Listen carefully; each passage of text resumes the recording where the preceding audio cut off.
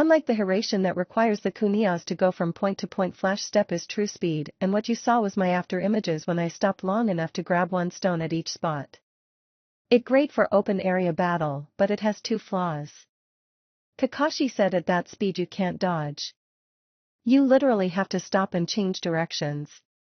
Naruto nods and said yes, and the second flaw is for every minute I use it eats about 10% of my chakra. That is why the Hiraishin is better, since you don't have to worry about obstacles or chakra flash steps you do, and given enough time and obstacles someone could. Suddenly, he turned around leaving an after image, and he had a sword in his hand slicing through a kunai that was aimed at his back, shocking everyone, and Naruto said, "What's your problem, Sasuke? That's twice you have attacked me from behind." As Sasuke came out of the woods, holding another kunai. Sasuke said, "You're just like my brother, always better than everyone, always being a genius, and for that I must kill you." As he charged Naruto. Kakashi was about to stop him when Naruto shook his head and said, "Sasuke, I will not fight you." As he began dodging all of Sasuke's lunges. Sasuke said, "Then I will kill you." As he went to stab Naruto in the heart. Naruto smirked as the blade stabbed him and blood splattered on Sasuke's face, shocking everyone, and Sasuke began to laugh maniacal as he ran off into the woods. Kakashi asked as everyone went over to the body, "So where did you learn blood clones, Naruto?" As he looked at the one in front of him turn into a pile of blood, and Naruto walked out of the woods and said, "About a year ago. It was on accident actually. I was trying to figure out a way to make Kage Bunshin last longer." Tenten asked, "When did you have time to make it?" "I did not see you do it." Guy said, "When he split the kunai in half. I figure he made one in the woods when he felt the kunai coming and then replaced himself with the clone who had the sword." Naruto said, "Yeah, luckily he does not have his Sharingan or he would have saw it." "Think that Abnu who is following me caught him yet, Kakashi?" Who nods. Niji asked, "Why did you let him believe you were dead and not fight back? Obviously you are more skilled than you appear, so why?" Naruto sighed and thought, "God, I sigh a lot," and said, "Simple, I am here in this village right now on a probationary program that will benefit both Konoha and the village of Wave. Since Wave has not been in a genin exam yet, their ranking system is not recognized, and that is why their village Kage could be an academy student as far as the rest of the world cares. If I were to open fight, then it would look bad on me and on Wave. I care for Konoha, but I also care for the other village. I can come here with Kakashi and do his little challenge, and as long as the senses here do not say I can't, then I can spar with you and show some of my skills. I can't show any of my more powerful jutsu since it would require me not to be an academy student and future genin. If I would have punched him, especially with my weight seal off, then I would be in trouble." Kakashi asked, "How much damage would you do with your weight seals off?" Naruto walked over to a training log and flicked it, and it shattered, shocking everyone. Naruto then bit his thumb and wiped it on the seal on his wrist and said 100. As he closed his eyes and a ripple came off of his body before it returned to normal and walked back to the others. Lee asked, "How much weights do you have?" Naruto said, My body always weighs 140 pounds, at 100 times Earth gravity would be 14,000 pounds, so 7 tons. As everyone's jaw hit the ground. Guy asked, "How?" Naruto narrowed his eyes and looked at the woods, making everyone question, and he said, "Kakashi, get them out of here. We got company." In a commanding voice. Suddenly a scythe came out of the woods toward the group only to be deflected by Naruto's sword. A voice from the woods said, "I see the Jinchuriki could detect me. I guess the rumors about your skills are true." Naruto channeled chakra to his eyes and they turned red, and he said, "There's another one 200 yards behind us in a tree, Kakashi, get them out of here and alert Umbu to protect the village. I don't want collateral damage." Guy was on the defensive and asked, "Who are they?" Naruto said, 2 members of Akatsuki. One of the men is an S-rank missing Nin, and I don't know the other. Guy, you need to worry about your students, so take them and leave. I can hold out long enough until Abnu arrives. Kakashi sighs and leaves in a swirl of leaves to inform the Hokage. Guy looks at Naruto and said, "I can't leave you here." Naruto appeared behind Tenten and knocked her out and said, "You have no choice, your team is down a member and she needs medical attention, go." As he looked around. Guy looked and saw Niji pick 10 up and he nods and his team takes off and a figure appears on the tree branch and said, "You seem to know a lot about us, Kyuubi." Naruto smirked and said, "Sorry, she's dead, but I will send you to her." As he appeared beside Haiden and kicked him away as he grabbed the scythe from him and sliced it in half with his sword, destroying the handle and the blades. Haiden skids to a halt and said, "You're a quick little bastard. I must sacrifice you to my god." As he started to draw a seal on the ground, Naruto's eyes widened as he had to duck from a punch that was directed as his head and backflip over the follow-up kick only to receive a slash across the arm. Naruto asked, "Who the hell are you?" As he got into a fighting stance, the figure was a man with 5 scars going down his face, and he wore a hidden rain headband with a scratch through it, and he said, "My name is Barso and I am here to ensure you don't disappear again on us." Haiden said, "Hey Barso, check out the kid's finger." Barso looked and said, "So, whose ring do you have? Orochimaru's or Sasori?" As he looked at Naruto, Naruto chuckled and said, "You will find out when you're dead. I guess I better get serious." As he bit his thumb and ran his finger across the Shinigami, and suddenly there was a puff of smoke, and instead of Naruto standing there, Arankar Kage decked out in his full battle outfit and mask, making both men jump back as a kunai embedded itself in the ground in front of Barso, and Kage appeared with a Rasengan in his hand, shoving it into the man's gut only for him to turn into a pile of mud. Naruto turned quickly and caught a mini scythe Haiden had pulled out of it, but he was unrepaid for the kick in the back, causing him to drop his sword as not to cut himself as he rolled away. Naruto sighed and did some hand seals, and he was covered in smoke again, and he appeared normal, confusing both men when suddenly they saw 6 units of Abnu coming from down the way, and Naruto had his eyes turn blue and charged Barso again, who was reaching for Naruto's sword, and kicked him in the side of the head. Unfortunately, Barso was able to grab Naruto's sword and slice him in the side, cutting him deeply. Barso went to deliver another slice at Naruto to try and weaken him by cutting his arm off when Naruto stepped into the slash, having it slice him across the chest instead. As he grabbed the sword and in one fluid motion he kept momentum up and sliced Barso through the neck, removing it from his body, killing him as Haiden jumps away and said, "We will meet again, Kyuubi." Naruto sighs and reaches down and removes the ring from his finger and starts to stand up when he feels dizzy and his vision blurs. He said, "Shit. Poison." As he falls as Kakashi arrives catching him, and he heard Naruto say poison, so he quickly takes Naruto to the hospital, leaving everyone else to clean up the mess. When Naruto awoke, he groaned and tried to open his eyes and saw only black, and he said, "Well, this is new. Am I dead, and if so, where that Shinigami bastard at?" As he tried moving his head, a voice said, "No kid, you're not dead, but we're close." Naruto recognized the voice and said, "Angel, is that you? Where are we, and why can't I see?" Another voice said, "You're in Konoha, and have been in a coma for 6 weeks, little brother. You can't see because I had bandages put over your eyes so you would not go blind with everything that happened." Naruto reaches for them only for him to feel his hands are restrained, and Naruto asked, "Why am I tied down?" Bachan Tsunade sighed and said, "Listen Gaki, you don't know how close I call this one was. If you had not killed that guy and the Abnu gathered his weapons and kept his body until I arrived, you would have died. This guy makes Orochimaru poisons look like child play. It had over 60 different poisons and 30 different drugs to screw up your mind and body. Anyone else this would have killed within seconds, so I can say that this was specifically made to take you and the others out but not kill you." Naruto was quiet as he listened to it all and said, "What about the seal?" Angel said, "That was how we were able to save you. Tsunade, Hayashi, Jiraiya, and Inoichi all helped save your life. Inoichi had to take over your body as Jiraiya broke the seal on your neck for long enough to do the hand seals to break the seal on your head to restore your body after we flooded it with your stored chakra. Tsunade and Hayashi spent 3 hours still healing you after that because of the poisons." Naruto was quiet and asked, "So what effects did this have on me in the long run, and what's been happening?" Another voice said, "Your body is back to normal physically, but your chakra system is screwed up." Naruto said, "Old man, you're here also. Who else is here?" Tsunade said, "Just the 3 of us.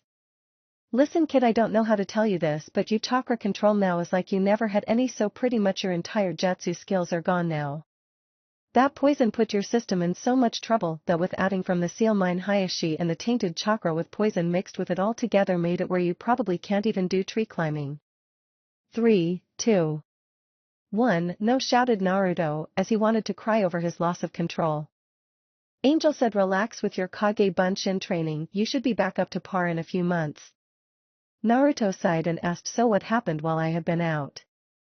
The third said well Sasuke believed that he actually killed you since he attacked you and was arrested by Abnu and released after I told him that attacking anyone in the village was against the law and not showing up at the academy made him even more sure of it, and since I did not want to cause a riot with 2S rank missing Nin sneaking into this village, so I neither confirmed nor denied it, letting everyone look at him for answers while you healed. Naruto nods and Angel said guess what Naruto-kun? Nan, and I made you a gift. Naruto was curious and asked what is it Angel? Tsunade walked over to him and removed the bandages to his eyes, and after getting rid of the spots from the bright light, he saw the three looking at him and he smiled. An Angel handed him a scroll and he bit his thumb and unsealed it and smiled and said when can I get out? Tsunade said tomorrow. Naruto nods and said old man I got 2 requests. The third said only if I get to ask one myself. Naruto said sure old man. The third asked are you ARR? Tsunade put her hands over his mouth and said first sensei, there's something I need to talk to you about. We will be back in a few minutes Naruto. And walked out the door. Naruto looked confused and asked what's going on. As the door was closing, Tsunade sighed and the third looked at her and said what's going on Tsunade? Tsunade looked around and said can we talk somewhere private? The third nods and they both shunched into his office. When they got there he looked at her and she said this can't reach Naruto ears or anyone who does not already know. Okay. The third nods and looks at her and she said you were going to ask if he was Arrancar Kage, weren't you? The third nods and she said yes and no. Making the third confused. He asked explain please. Tsunade sighed and sat down and said there's more going on than we can explain in front of Naruto. You are already aware of Danzo men attacking Kage and hitting him with a real nasty of a jutsu, right? The third nods and said well Naruto mind has built a second personality. The real one that you see now and the other one which was his smiling fake mask when he lived here in Konoha as a child. The mask as we call it later became another personality when he made the deal to get rid of Kyuubi. The third asked so you know what the deal is? Tsunade said yes me Angel, Nan Minato Kushina. The third slammed his fist against the table and said what the hell do you mean Minato and Kushina? Tsunade sat back and said they're alive again along with 3 others. The third was wide-eyed and said how and where? As he tried to gather his thoughts. Tsunade sighed and said summon Kakashi and have him bring his fiancée. I won't explain anything until they both get here. The third looked confused but did so, and about 10 minutes later Kakashi walked in with his fiancée and the third asked now will you explain? Tsunade looked at the woman and said show who you really are. The woman said Kakashi there's something I need to tell you. As he looked confused. She suddenly started to change making both the third and Kakashi wide-eyed and it turned into a Rin. Kakashi took a couple of steps back and said Rin but how? The third said I want to know that myself. Tsunade said as I was saying when Naruto made a deal to get rid of Kyuubi he was given a task that he has to complete. From what I was told when Dan and Nawaki were brought back to life that there had to be someone that would act as a payment should Naruto fail to complete the task he agreed to. The third asked what is this task? Tsunade said basically Naruto had to kill 5 people. All 5 men have broken the law of death and have found different ways of being immortal. He's killed one so far when he killed Sasori who had turned his body into a puppet. The third listened and asked who are the other 4 and why have I not heard about this before and where is Minato and Kushina? Tsunade said you have already met Minato. He's the Nidaime Namikage. The third was wide-eyed and after a moment he said I see so that's why you are all staying close to Wave.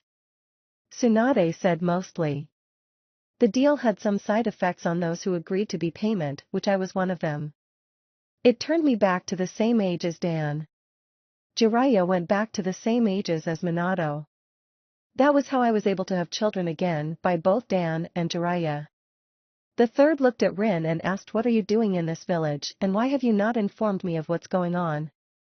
Rin said I wanted to, but if I would have revealed we were all alive it could have led to another great war and people trying to find out how it was done. Minato-sensei also told me not to. I have been handling all of Naruto businesses here in Konoha and sending information to his about how you are doing and making sure the ramen stand did not close and also tracking what Danzo was doing since he was the one who killed me and Kushina.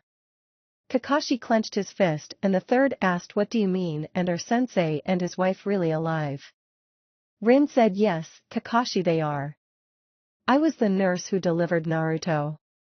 When sensei left to do the sealing, one of Danzo men came in to kill Kushina.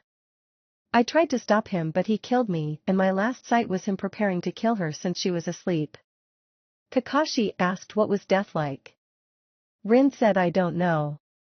One moment I'm dead on the hospital floor and the next I was standing in front of the others who had been brought back to life as well as out sponsors. The third sighed and asked why can't Naruto find out. Tsunade said remember how I told you how he had the other him that was a fake.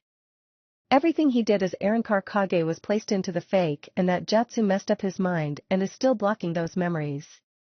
Nothing's triggered it yet. Naruto does not realize Minato and Kushina are his parents. He thinks they're really close friends. He does not remember the deal he made with the Shinigami or Kyuubi. The third said you never did tell me who the other men were and what exactly the deal is. I know to kill them for becoming immortal, but that can't be all. Tsunade said well, the others is Uchiha Madara. The third was wide-eyed and said he's still alive. Tsunade said and he is the real leader of Akatsuki as well as the reason Kyuubi attacked. He made a jutsu that he taught Orochimaru that allows him to send his mind and soul into another body but permanently and he attacked Kyuubi and tricked it into thinking it was Konoha idea.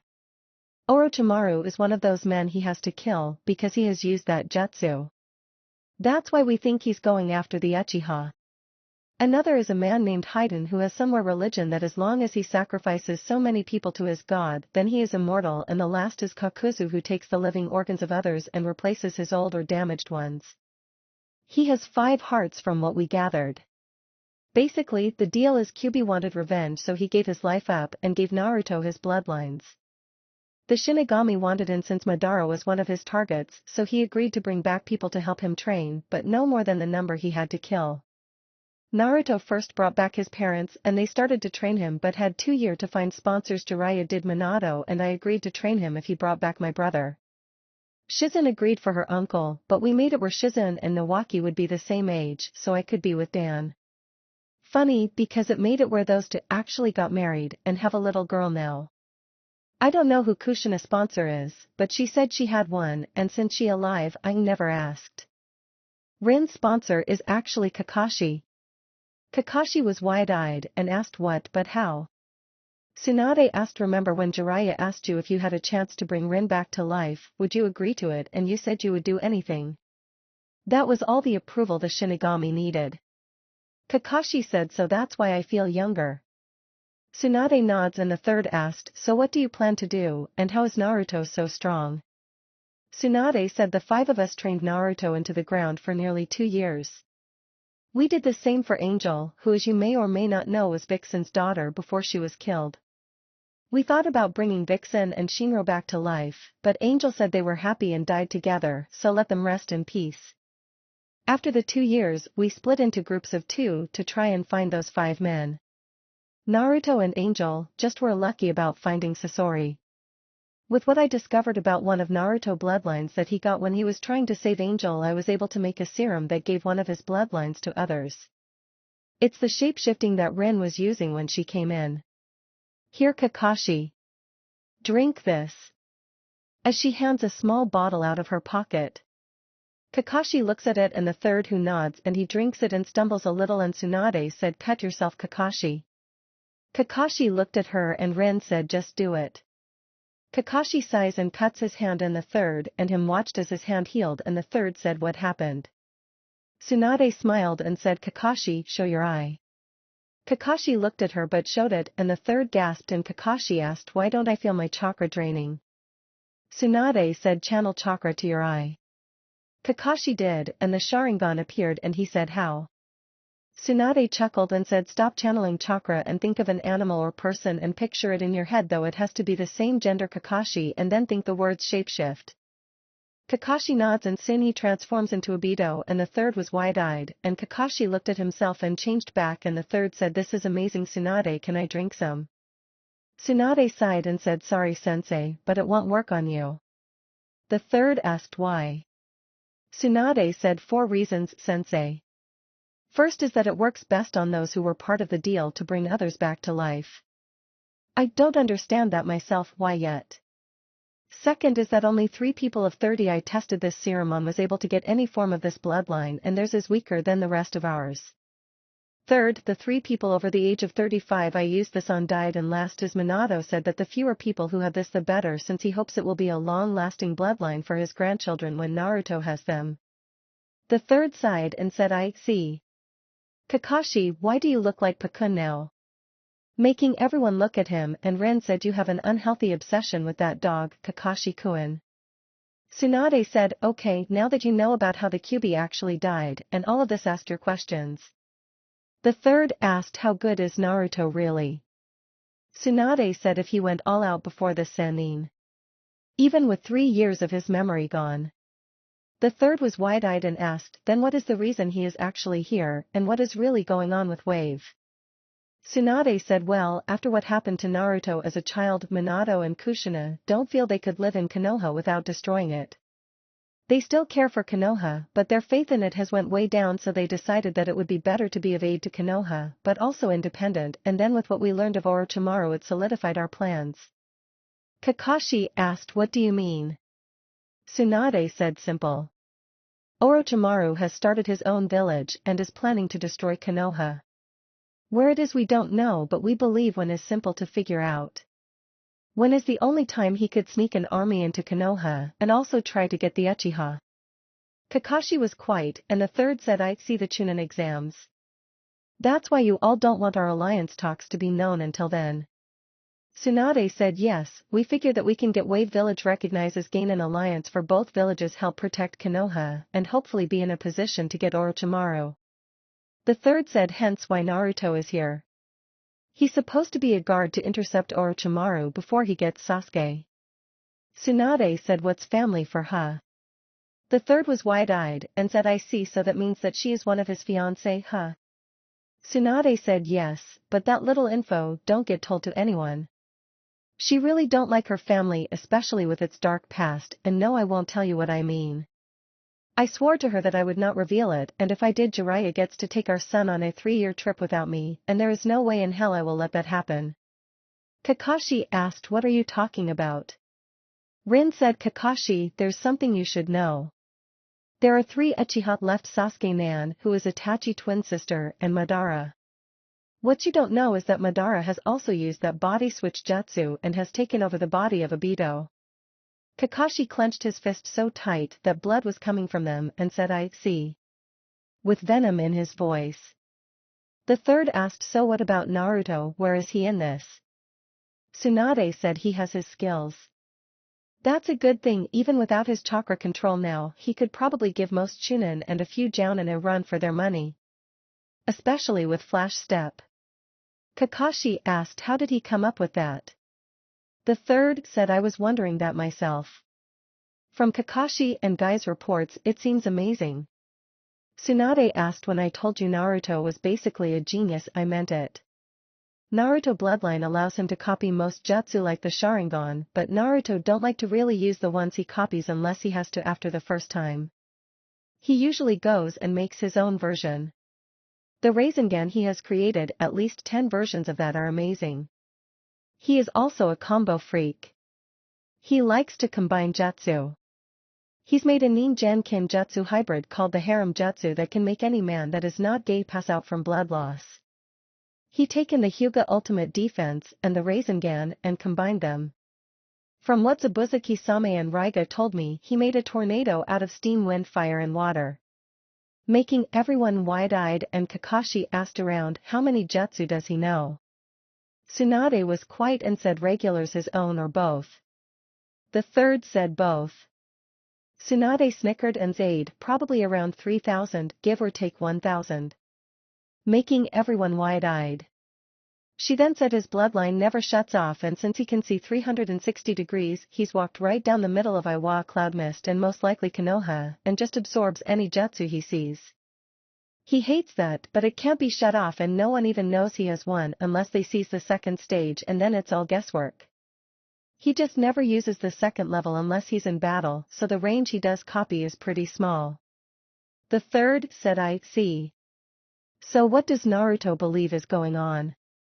Tsunade said he knows that Akatsuki is after him since they think they can get Kyuubi chakra from him, and since Orochimaru is a threat to you, he wants to stop him, so we have not had to tell him about the actual deal yet or that his parents are his parents.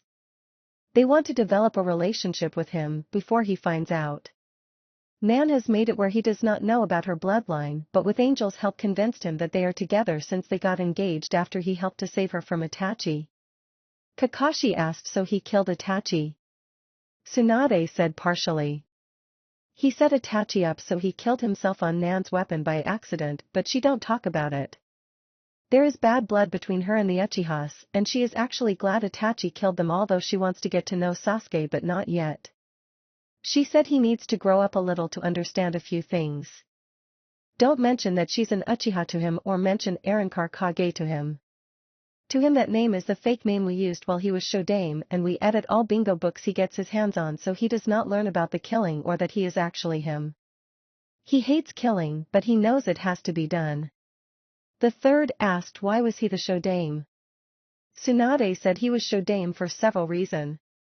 One, his money from his side business paid for most of the building and supplies. Shinro taught him business really good. Next was all the labor him and his clones that went into the actual building. He built probably 1/2 of the village himself. He personally met every person who came to the village and helped them settle in and made everyone feel like the village was a true home. When it came time to select the leader, he won every single vote in the village, but one, and that was his. He thought Minato should have got it, but he listened to everyone's advice and set up a system of government that puts every other village to shame. A Kage and council system that works and can't be corrupted, a tax system that is so cheap but works so well that actually makes it where they really don't have to do any missions to work. The schools and the hospitals he had built along with the village ninja force and standards are unbelievable. He worked along with Jiraiya and Minato that made it where anyone who has more chakra than a civilian is stopped by security within the first 30 minutes there if they come by boat, and they never make it across the bridge without being stopped. It don't matter if you suppress it or not. It's almost scary how he set the village up. If every village was set up like Wave is, then things would be different. The people of Wave respect him so much that when we tricked him into having the name Arrancar Kage set up as his Kage name, they all agreed for the safety of the Kage's friends and family. They actually applauded him when he revealed what he really looks like to them. The third asked, what do you mean what he really looks like? Tsunade said Naruto is actually about a foot shorter than he looks, and his body is not as developed as he looks, or at least the last time I checked him after his last birthday. Now Kakashi, be careful with that shape-shifting. It's a little trump card. Kakashi asked what's that tattoo on his arm of the Shinigami. Tsunade said we had sealed everything that connects him to Arrancar Kage in that seal, and convinced him it's the Shinigami sealing. If he ever uses it, he will be equipped with all his stuff to look like his alter ego, so to speak. Kakashi nods, and the third said alright, all of you. This is going to be listed as a SS rank secret that can't be discussed with anyone in this village, and only Minato and Wave. He will decide authorization there. I also want him to send me some proof within a month of when you go back, Tsunade, that he is alive. I don't doubt you, but this is all a little hard to believe. Tsunade reached into her pocket and pulled out a scroll and unsealed it and said here is proof. And handed him a picture that made the third wide-eyed as he saw everyone that was alive and dead like a family, along with a few he did not recognize. He sighed and said fine. I believe you. So we should head back to Naruto and see what he wanted. Kakashi, if you want to show your eyes back to normal, just tell them Tsunade made a new discovery about replacements she wanted to try out on you. You both may leave. A few minutes earlier after they left, Naruto looked at Angel and said how bad is it? Angel said we may have to reveal your parents are alive. Naruto nods and said go to Rin's and give her and Kakashi the backstory again to help them out. Tsunade, if she feels like it's enough to reveal, has been told that Rin is to be revealed. Angel nods and leaves in a swirl of flames. She shortly returns and said they just left for his office. Naruto sighs and said, I hope this works. Angel said, relax, I'm sure it will. As she gets in bed beside him and lays down to relax. 30 minutes later, when the third and Tsunade reappeared and Naruto looked at them and tapped Angel and said they're back. She nods and gets up out of bed, and Naruto asked, so what did you want to ask, old man? The third said, well, I wanted to know what you really look like and why you make yourself look different. Naruto shapeshifts and turns into what he looks like before the time skip in the show, and all his clothes are loose, and he said, I don't like looking like a midget.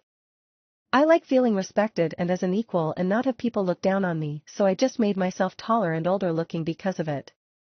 As he turns back into his older self. The third nods and said, well, what did you want? Naruto said, well, I was wondering if I can use the Forest of Death to work on my chakra control is the first thing.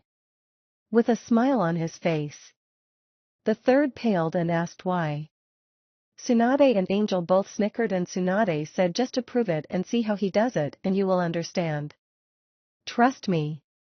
The third nods and said, fine, but I get to put a guard to watch you while you're there to make sure you don't get hurt. Naruto nods and said, fine, but they can't tell I'm alive or what I'm doing.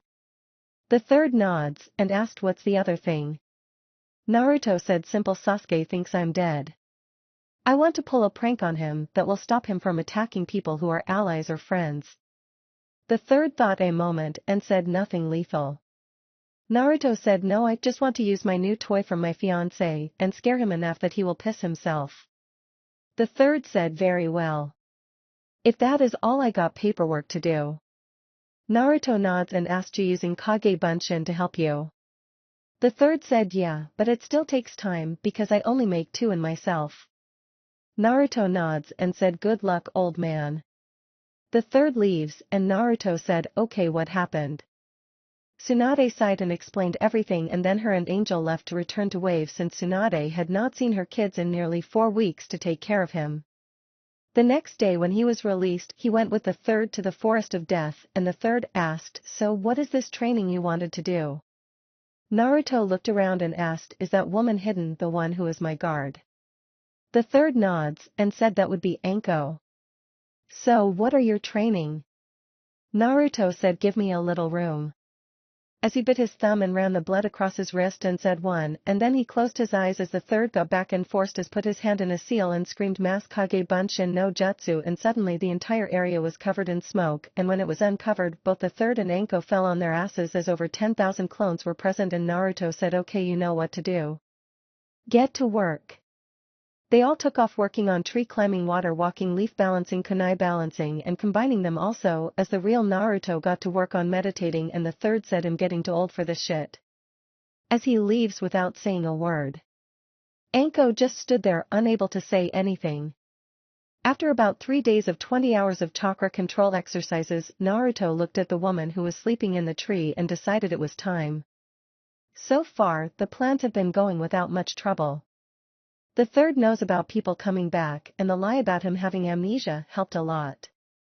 If the Hokage actually thought he was at full strength, he would never let Naruto be on a genin team, much less with Sasuke. It's a good thing we took the time to come up with contingency plans back in Wave 10. Had already faced her greatest weakness by facing a wind user, and with a little push she would be ready for the exams.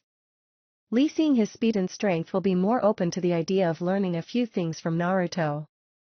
Taijutsu is good, and with his speed and power is one thing, but he could do a lot more with a weapon and a second style that can't be copied. Neji, now free of his fate as a branch member, won't hate Hinata any longer, and the fact he saw what can happen to the ultimate defense will give him ideas to improve it on his own, and Hinata will also get back to her future level by the exams with a little help. Shino, Shikamaru, Kiba and Choji will also be stronger. They won't be able to beat the teams from Wave, but they will be able to take out the Sound and anyone other than Garo when the time comes. Having them work on their weaknesses will help. Ino was the wild card though. She could do better if he can convince her to stay away from Sasuke. Maybe breaking him a little more will help. Kabuto was also a wild card.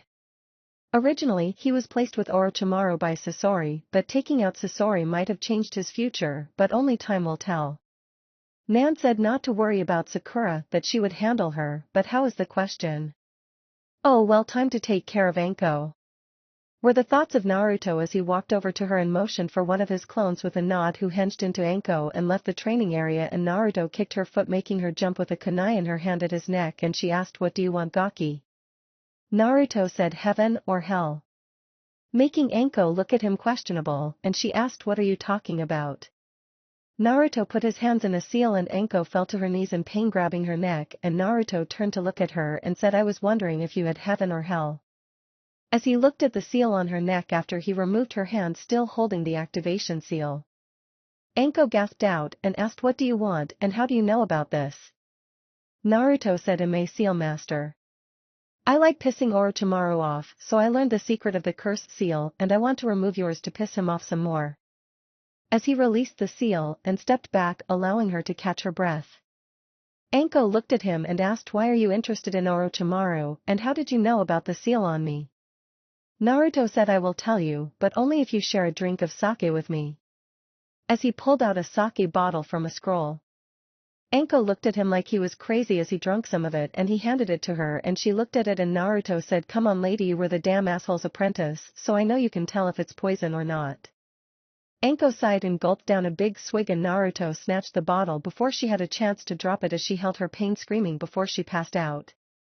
Naruto smiled as he unsealed a paintbrush and some ink and sat down beside her and started to draw a seal on her neck and the ground around her. About 30 minutes later he was done and he started doing hand seals and said, "Demon Pulse Seal Reversal." As he slammed his hands into the seal on the ground and the ground showed blood red, and Anko screamed out in pain as the seal worked its way up her neck and onto the cursed seal until it shattered and she passed out again. Naruto smiled and sat her back where she was earlier and unsealed a stack of dango sticks and quickly made a leaf symbol on a tree and put an empty box and an empty sake bottle beside her, and he started doing hand seals and said, "Limit of bloodlines," as he slapped his hands on her. He then turned and started working on tree climbing again. About an hour later Anko groaned and looked around and asked, "What happened?" Naruto said, "You got drunk while eating dango and passed out, having all kinds of nightmares from the way you were moving around. I still don't see why you wanted to get drunk after I broke that seal."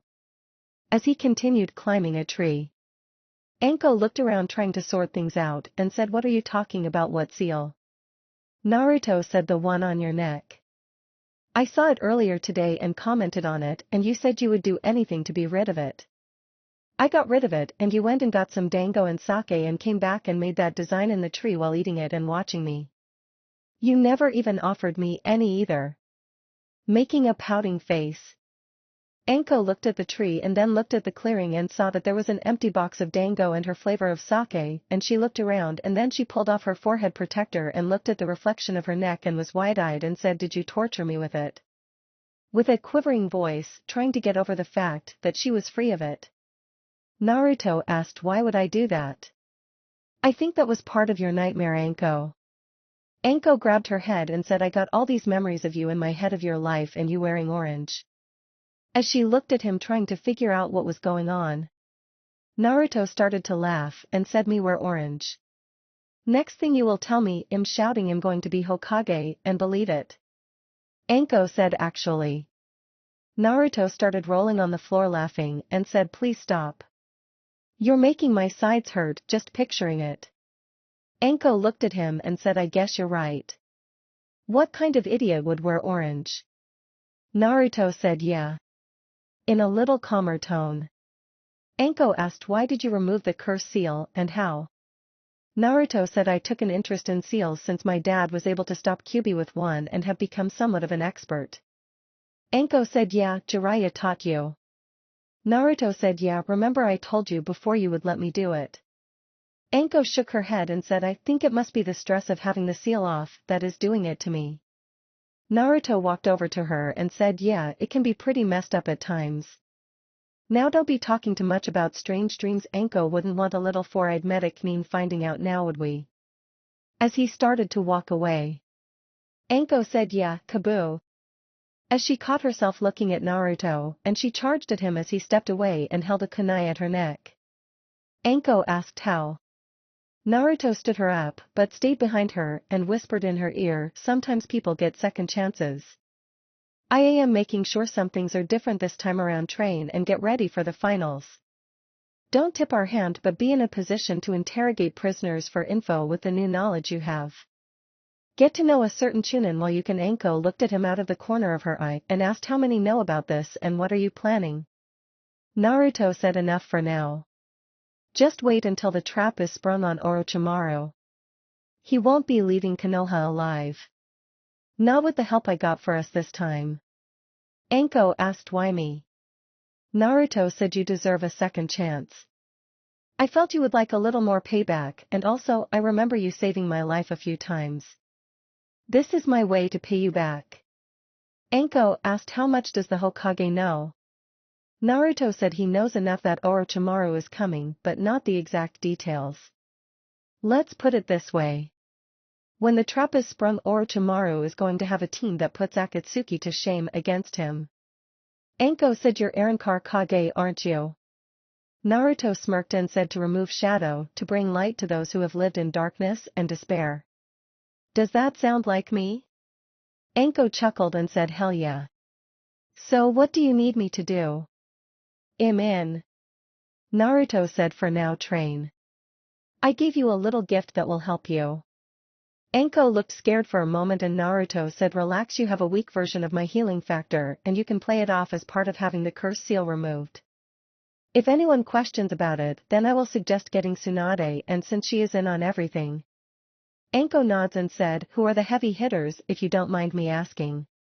Naruto said I will tell you but you're not allowed to tell anyone. Anko said for a chance to change things and for payment I would rather die.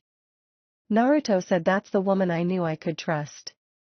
Naruto pulled out a picture and said well, let's see, we have Kisame Zabuza Haku Raiga Jiraiya Tsunade Angel, who is one of my fiancé, Nan, who is another of my fiancés, and by your eyes I see you recognize my parents. We also have Kakashi and Rin, who is his fiancé now but not in this picture, along with Tsunade other husband Dan Shizune and her husband who is Tsunade little brother Nawaki. We also have Miyujito, the former Jinchuriki of Nibi. As he pointed to each. Anko was dumbstruck a moment and said looks like the only weak ones you have are your two fiancés and Haku. Naruto activated his eyes and looked around a moment and said those three are probably closer to the strongest actually. Making Anko look at him like he was crazy. She asked how. Naruto sighed and said I'm about to tell you something that only the ones in this picture know. If you let it slip I will kill you. Only reason I am even telling you is that you and Irika became like family to me and I want to see you both happy. That's why I am giving you a head start and with what all I'm doing neither of you will face that again. As he looked at her with the cold eyes of a seasoned killer and Anko knew he was telling the truth and nods. Naruto said as he pointed to the picture that is Tsunade apprentice and she makes Sakura look like a wimp. That is the former Jinchuriki of the Rokubi, and is also what Itachi really looks like since they made her pretend to be a guy, and that is the former Kyuubi herself. In a low whisper making Anko wide-eyed and said what the fuck. Naruto took Anko into Kitsune world and explained the truth about the Kyuubi attack and Itachi true story and then returned back and Anko said your girls should kill all the Uchiha I think. After she listened to everything and knew the facts. Naruto said Sasuke needed for now, but we got a plan to deal with him. He won't die, but he will wish that he was. Just wait. Anko nods and said all right. I will play along, but I want pictures. Naruto said Anko when I'm done with Sasuke nobody will be able to look at him without laughing. Anko asked what are you planning on doing with Konoha? I saw what they did to you and I would want revenge. Naruto sighed and looked down and said at first I did. I'm going to show Konoha something they never seen out of me. My true strength and self. If they then decide they don't want me here then so be it but Konoha won't be the same again. I won't even have to fight anyone with what I got planned and nobody will die but Konoha will see that they made a mistake. Anko asked what's wave like? Naruto looked at her and asked what do you mean? Anko said I know more than you think I do Gaki. I have a brother that lives there. I know you saved his life from Gata from the letter he wrote though he calls you Arrancar Kage. Naruto chuckled and said, I see Kaiza your brother. Anko nods and said my parents were both shinobi. Dad took Kaiza as an apprentice and left me and mom here. We then got a letter saying that dad was dead and Kaiza was never returning. Mom died during a mission and I was orphaned thinking he was dead also. I ran into Kaiza about a year before he went to Wave and we sent letters to each other a few times a year. He did not trust you at first. Naruto said, I know. Especially with what Gato would have done had we not intervened. Anko said he said you kept your word and made Wave beautiful and safe. I might like to see it sometime. Naruto smirked and said, well, there is going to be a wedding before the exams and I still am making the guest lists. Anko said, really, do I need to bring presents? Naruto said, for your nephew, yes. He might kick your ass if you don't. Especially with Sabusa teaching him kenjutsu. Anko paled and said, oh hell. And that's how the rest of the week went. Naruto working on chakra control while Anko chit-chat finding out what was going on. She even started working on her own training. So far, nobody had learned about the seal on her neck because her coat was hiding it. Just wait until the day of pranks begin for both of them. Next chapter, Prankmaster from Hell meets Hell of a Prankmaster. Who is better? Run for your life. It's the end of the world and the birth of a disaster. Why is the third Hokage hiding under his desk and why has Kurenai given up wine and Asuma smoking? Why is Kakashi giving up porn and what is so scary that Sasuke pisses his pants and Mizuki learned true fear? Ha ha ha ha, the day was a beautiful day in Konoha, the birds were chirping, kids were playing unless they had to be at the academy, people seemed to be in a general good mood. If this day would have been Tsunade luck, then it would have been winning the lottery multiple times. The third Hokage was doing paperwork when the door to his office opened and he heard the voice of Anko say in a sweet, kind, caring nature voice, hello Hokage-sama. Making the third Hokage look up and pale at the sight in front of him. Anko stood there and it appeared she had her hair done to make it look more lively, makeup on to enhance her looks. Her clothing had been completely changed from her normal attire to a sunflower yellow dress that went down past her knees and fit on her to make her seem to have the elegance of someone born of royalty. Her dress was also long-sleeved to hide her arms and hid her figure, but also enhanced what you could see, making you try to imagine what she looked like underneath it. The third asked Anko, is that you? Anko said, yes, Hokage-sama, it's me. The third said, sorry about that, Anko, you look different. Anko said, yes, sir, I came here to request a mission. The third asked, really, what kind of mission? Anko said, well, you see. This week I got to know the Gaki pretty well, and he told me about one of the instructors at the academy named Irika. The third said, yes, I know who you are talking about. What is it you need with him? Anko said, well, sir, I want to take him out for a date and see if he really is as good as the Gaki talks about. I was wondering if I pay for a mission, if you could let him have the day off since today is my only free day before I have missions. That's the mission I want to request, sir. For him to escort me today. The third looked at her and asked what brought this change on Anko. Anko reached up to the top of her neck where a scarf was and undid it, earning a gasp from the third as he could see the curse seal was gone, and he asked how. Anko said, Gaki did it. Since I don't have that hanging over me anymore, I thought a change would be nice and decided to date a decent guy instead of a fling. The third looked at her and said, I see. I suppose I can humor you, Anko, since you hardly ever ask for anything, and this is a special occasion, so I won't even make you have to pay. When would you like to meet him? Anko looked at the clock and saw it was almost 8 and said, have him meet me at 10 o'clock at the dango shop I eat at. I will meet him there, but don't tell him who I am. Just tell him the person he is to escort will say, it's nice to be free of the kids for a day. The third nods and said, okay, I will have him meet you there, and it's nice to see you happy, Anko. Anko said, I got a reason to be now. As she turned and left the office. After Anko left, the third wrote a note out and handed it to an Abnu to give to Irika. The third looked out the window and said, Anko, not bloodthirsty and looking like a conservative royal woman. It's the end of the world. And he crawled under his desk, afraid of what would happen next. Irika was at the academy preparing for the day, and several students had already arrived when an Abnu appeared and said, Irika, the Hokage asked me to give this to you. as he handed the note to Irika. Irika took it and read. Irika, there is someone who has requested that you be her escort for the day. I have agreed to it because she is a good ninja and has recently been freed of a terrible pain in her life and she wants to start a new life. Naruto told her about you and she is wanting to meet you. Please do this as a favor for me. Meet her at Jujudango shop at 10 and come dressed for a date. She will confront you and say it's nice to be free from the kids. Have Mizuki teach for you today.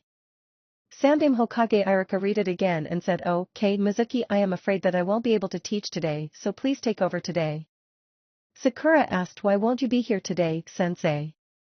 Irika said, "I am supposed to escort someone. Have a good day." As he left the class. Outside the class, someone was sitting in a tree and smirked to himself as he watched Irika leave. He whispered, "Perfect," as he started to do hand signs. The bell rang in the academy and all the kids were looking at Mizuki, who was trying to figure out what to teach when the sky outside the academy suddenly turned dark like a solar eclipse and a thick mist started rolling into the class and Mizuki said, "What the hell?"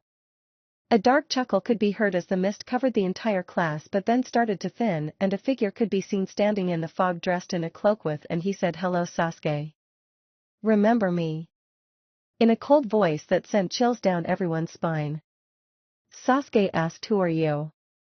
The figure reached up and pulled his hood back and everyone gasped.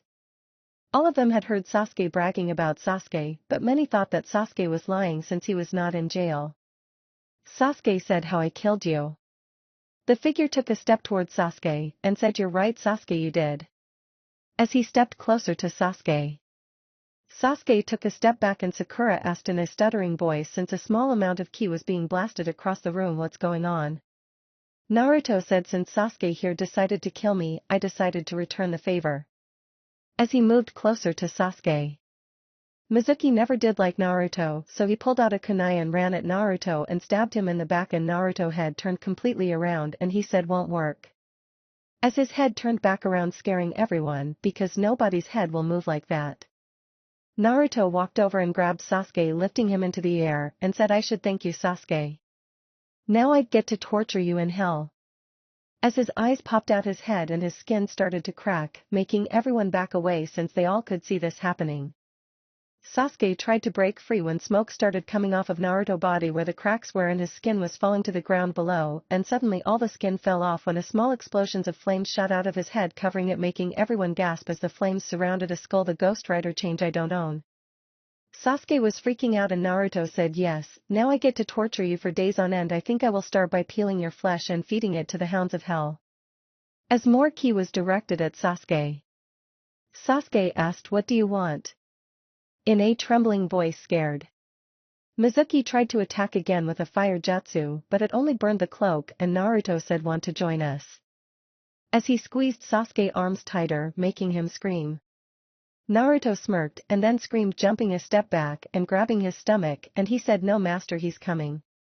Making everyone look at him and Sasuke get back scared. Suddenly Naruto fell to the ground on his back and his stomach exploded and out came a miniature Kyuubi, making everyone's fear even worse, and Kyuubi looked at Sasuke and held out his claws and knives popped out of his claws and Naruto said, "Master, leave some for me please." As he fell back on the ground. Kyuubi said, "Never human. I shall feast on his body like I do all murderers. Prepare to die human." As he jumped towards Sasuke, who fell on his ass covering his face and chest to protect himself, when suddenly a click and a flash was heard and seen as Sasuke pissed himself and he looked and a photo was sticking out of Kyuubi's mouth and laughter could be heard from the window and everyone looked and Naruto said, "And that class is the beauty of puppet masters. A good demonstration, don't you agree, old man?" The third Hokage, who was sitting next to him, said, "Yes Naruto. I think that everyone can see what a puppet can be capable of." No one in this class realized the person in front of them was a fake. Naruto walked over and moved his fingers and both puppets moved over to him and he grabbed the picture, pocketing it and then sealed them, and the third Hokage said, "Okay, class, I guess I will explain what happened." As Sasuke said, he attacked and thought he killed Naruto a few weeks ago. The truth is, all he killed was a clone. Naruto has been in the hospital but because an assassin snuck into the village and tried to kill him because of who his father is. That's why he has not been here. Naruto asked me when he got out if he could give an education example of what one of Konoha allies specialize in and also prank Sasuke for trying to kill him from behind. I agreed, and that is what you all saw here. A simple genjutsu and some puppet mastery, and he tricked the entire class as well as a Chunin. Now since Iruka is not here today and Naruto already gave you a lesson, I decided that the rest of class is cancelled for the day. I got to go, Naruto. It's good to see you back on your feet. Naruto said, thanks old man, but I was wondering why were you under your desk when I came to your office? The third paled a moment and said, I dropped a mission scroll. Naruto nods and said, here, I thought it was because of Anko. Oh well. Hey guys. As he walked over to his friends. Mizuki narrowed his eyes in anger and left the class, and Shikamaru, Choji, Kiba, Shino and Hinata walked over to him. Sasuke narrowed his eyes and said, fight me. Naruto said, Sasuke, you stink of piss, go change your cloths, you're not worth my time. As he turned his back on Sasuke. Sasuke pulled out a kunai and charged Naruto, who smirked, doing two one-handed hand seals, and suddenly there were three puffs of smoke and Sasuke collided with Sakura, falling on top of her, and instead of a kunai in his hand was now a rose. Sakura saw it and her fangirl brain reacted and she squealed and pulled Sasuke into a hug when she felt wet and her brain kicked in and she realized Sasuke piss was all over her and she was mortified. Naruto burst out laughing along with the rest of the class as he threw the kunai he replaced with the rose and it landed in between Sasuke and Sakura legs, and Naruto said, at least you can say now, Sasuke, you got something between your legs. Making everyone howl in laughter as Sakura turned red from embarrassment and Sasuke from anger. Ino said, don't talk about Sasuke-kun like that. Naruto smirked and said, Ino, today is your lucky day. Today I will make you wet from excitement. Ino, being a pervert, realized what he meant and started to back up but tripped over a step, and Naruto walked over and stood beside her and dropped a water balloon he pulled out of his pocket on her head, soaking her, and he said, I told you I would make you wet from excitement. You got excited and laid down and I soaked you with a water balloon. If you want the other way, then you need to read my latest edition. As he dropped a book beside her, walking back toward the others.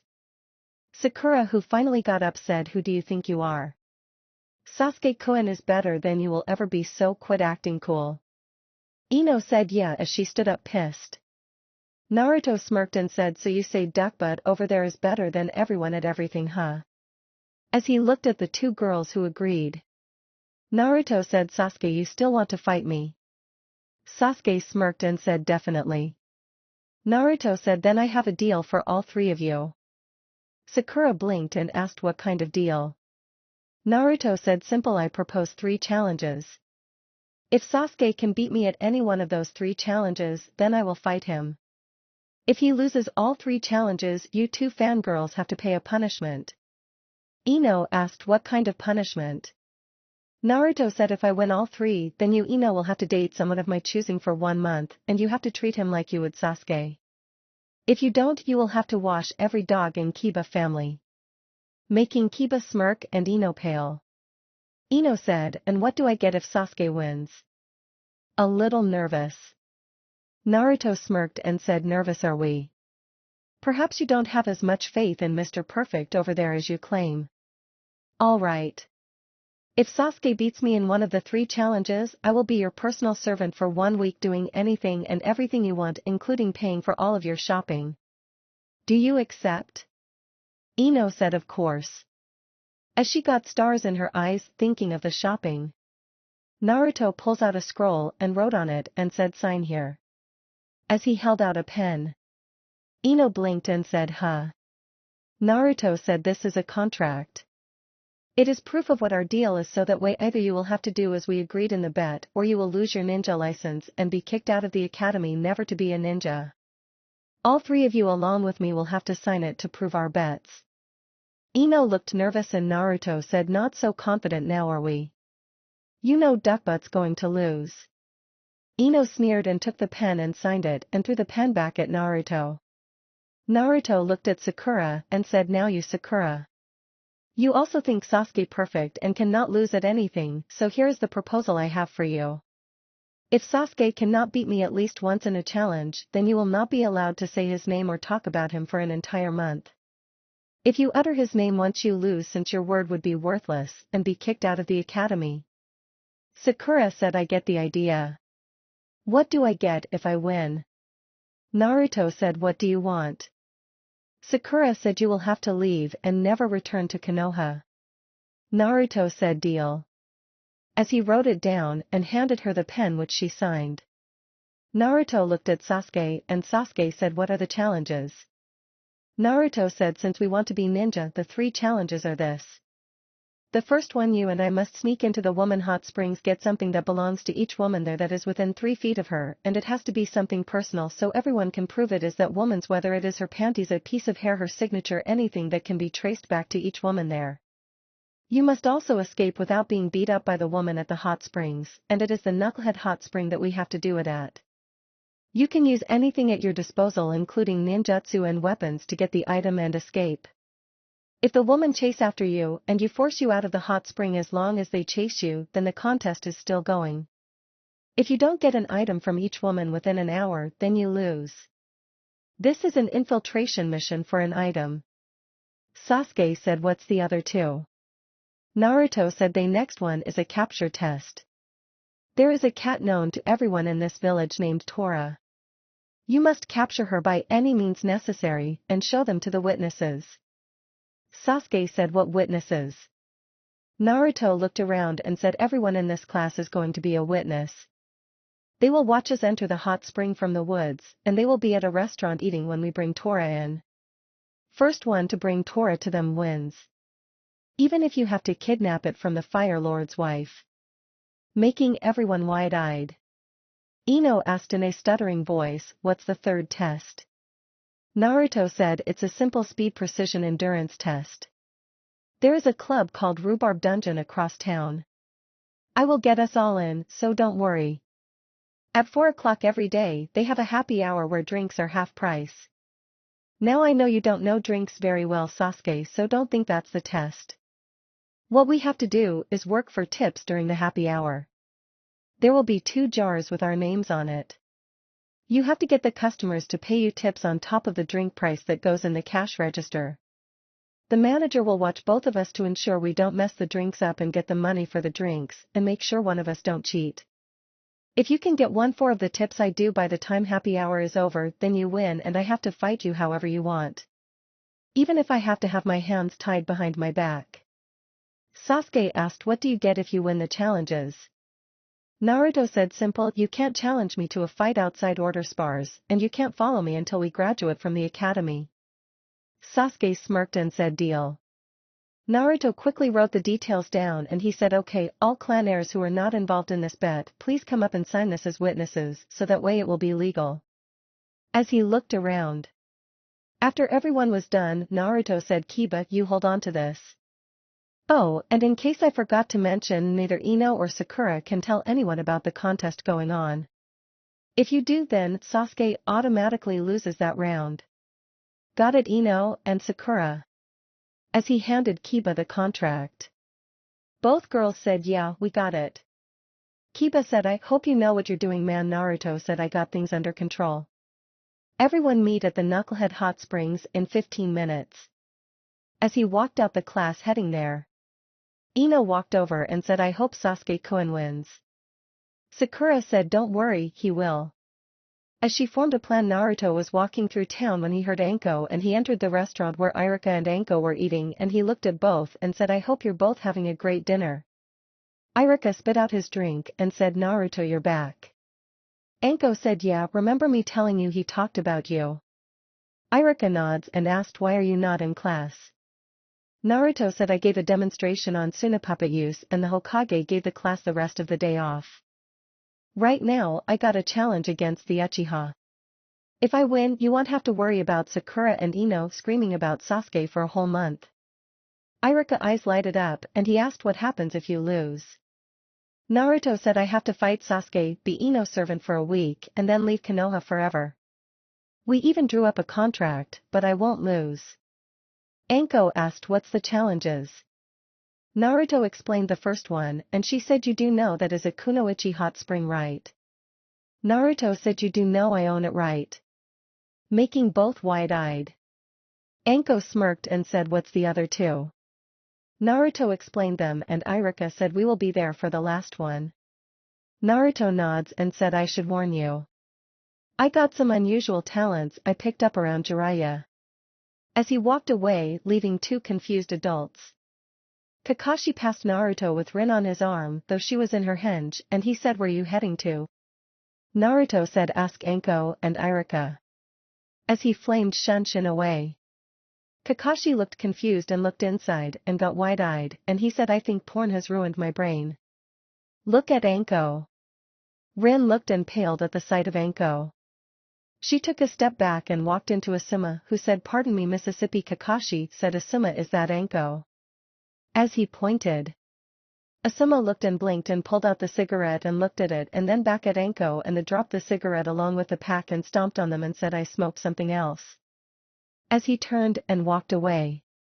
Kakashi looked at Rin and both backed away slowly. Irika looked where Anko was looking and asked is something wrong Anko? Anko said they act like I never wore a dress before. Irika said oh, just ignore them. So tell me more about this crazy kid that does a chicken dance. Anko said his name is Ramen and he wears orange and shouts believe it everywhere. It was hilarious. Irika said I wish I could meet him. He sounds like me as a kid. Anko said you might someday. When Naruto arrived, he saw everyone there, and he looked at Sasuke, and said you want to go first or together or what? Sasuke ignored him and started walking inside doing hand signs, and Naruto smirked as he said one bloody bastard coming right up. As he walked about 20 feet behind Sasuke hinging his cloths to look like a business suit. Sasuke used the cloak of invisibility jutsu, and Naruto walked over to the desk and said hello Mrs. Taro.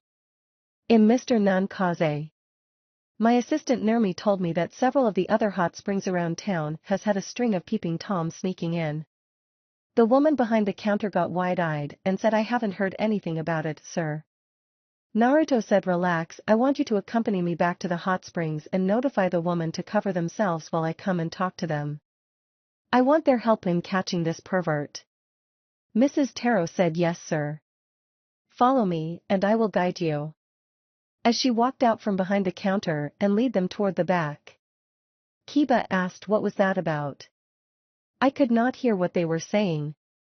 Since they were nearly 200 yards away. Sasuke was hidden when all of a sudden a kunai cut his arm and he gasped dropping his cloak and a shout of pervert and he saw a red-eyed woman coming toward him followed by others and they started to beat him into the ground. After a few moments Mrs. Taro came around the corner and saw this and said ladies. Cover yourself. The owner is here and he needs to talk to you about that right there. Pointing to Sasuke, several of the ladies kicked Sasuke who was on the ground one last time and then covered themselves and Mrs. Taro said come on out Mr. Kaze. Naruto walked around and said I see he has been caught huh. I was coming to ask you ladies for some help since several other hot springs in town have reported a pervert spying on the woman. I never thought it would be my fellow classmate Sasuke Uchiha though. Shame, shame. Kurenai asked what's going on. As she looked at him and Sasuke. Naruto said Mrs. Taro, can you get me a clipboard and a pen real fast? Mrs. Taro nods and leaves and Naruto said well since you all caught him already I will reward each of you with a free week's pass at the hot spring here as my way of saying thanks and sorry for the pervert. If any of you have a suggestion for better security please tell Mrs. Taro and she can tell my business manager. Kurenai said what should we do with him? Naruto said pick him up a moment for me. Several of the ladies did and Naruto got behind him and said Konoha secret taijutsu 1000 years of death. As he shoved his fingers into Sasuke's ass while channeling chakra into them launching him into the air and over the wall. Mrs. Taro walked back out with the clipboard and Naruto said please everyone sign your name and your address here so I can have my assistant Nermi send that pass I promised to you. Each of the women did and Naruto said thank you ladies and are any of you by chance fans of the Hermit Dairy series? Kurenai said that's where I know you from. You're the author. Naruto said yeah that's right. If you ladies like I can send you all a free copy of my latest edition also. After they all agreed he said sorry about the pervert and the interruption. Have a nice day. as he walked out and saw Sasuke rubbing his ass while Sakura and Ino doctored him. Naruto walked out and said each of the ladies' names and addresses.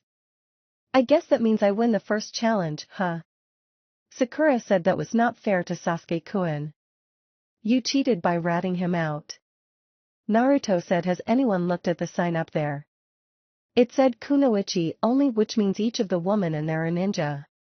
One of them happens to be the Genjutsu mistress of Konoha Kurina Yuhi. Sasuke tried to get in using basic academy skills that any ninja would detect. I however used information and my brains to aid in my mission, so don't blame me. On missions you can't always sneak into places to get in. Sometimes you have to have knowledge of the target and their behaviors. You also sometimes have to put a member of your team in danger to complete a mission. Each of you girls here may someday have to take courtesan classes, which means you will have to sleep with people to get information or to kill a target. You may have to sacrifice your life so your team can finish it for you also. You should know better than anyone here, Ino, since your family jutsu allow you to take over enemies' bodies and go into their bases and homes. If you had no information to aid you, then you could be killed. Correct. Ino sighed and said yes. Naruto smiles and said, okay, next task Tora, or would you rather quit now Sasuke, and call me the winner? With a smile on his face. Kiba asked, hey, what was the thing about the suit man? Naruto smiled and said, oh, I own this place, so I went in as the manager like Ino could have if her family jutsu could work on me. Everyone was wide-eyed and Sasuke said, let's find that damn cat. As he started looking for it. Naruto smirked and said, okay, all of you go to the Burning Pork restaurant. I will meet you there and order what you want. I will pay for it. Everyone was wide-eyed because that one of the most popular and expensive restaurants in town.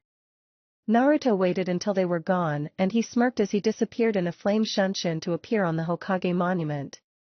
He looked around and bit his thumb and did hand signs before rubbing the blood across the cat and said, summoning Jutsu Tora.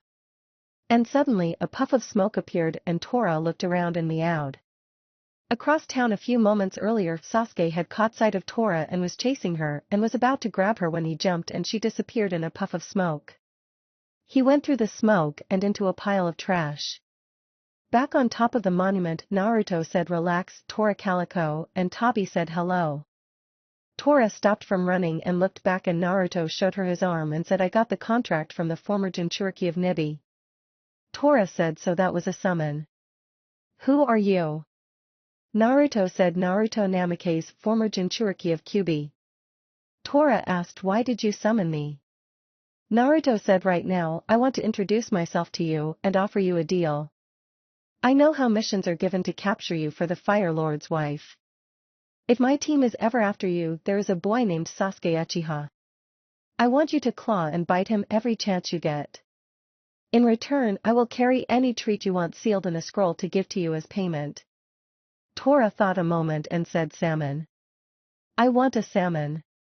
Naruto nods and said, I will have one for you the next time I summon you. For now, I got a challenge going on with Sasuke to capture you. I am going to take you to a restaurant and you act like you normally do. Sometime this week I will get 2 salmons as payment for this. Agreed. Tora said, agreed. I like you Namikaze. Naruto said, thanks. Let's go. As he picked her up in flames shunshin to the restaurant. Naruto appeared outside the restaurant and walked in petting the cat and said, looks like I win again. Just as he was about to sit down to eat, Sasuke walked in fuming looking at the cat and said, I don't know how but that cat went up in smoke earlier. Naruto said, you're crazy Sasuke. Eat. You will need your energy later. Suddenly a shout of my youthful friends. I see the cat.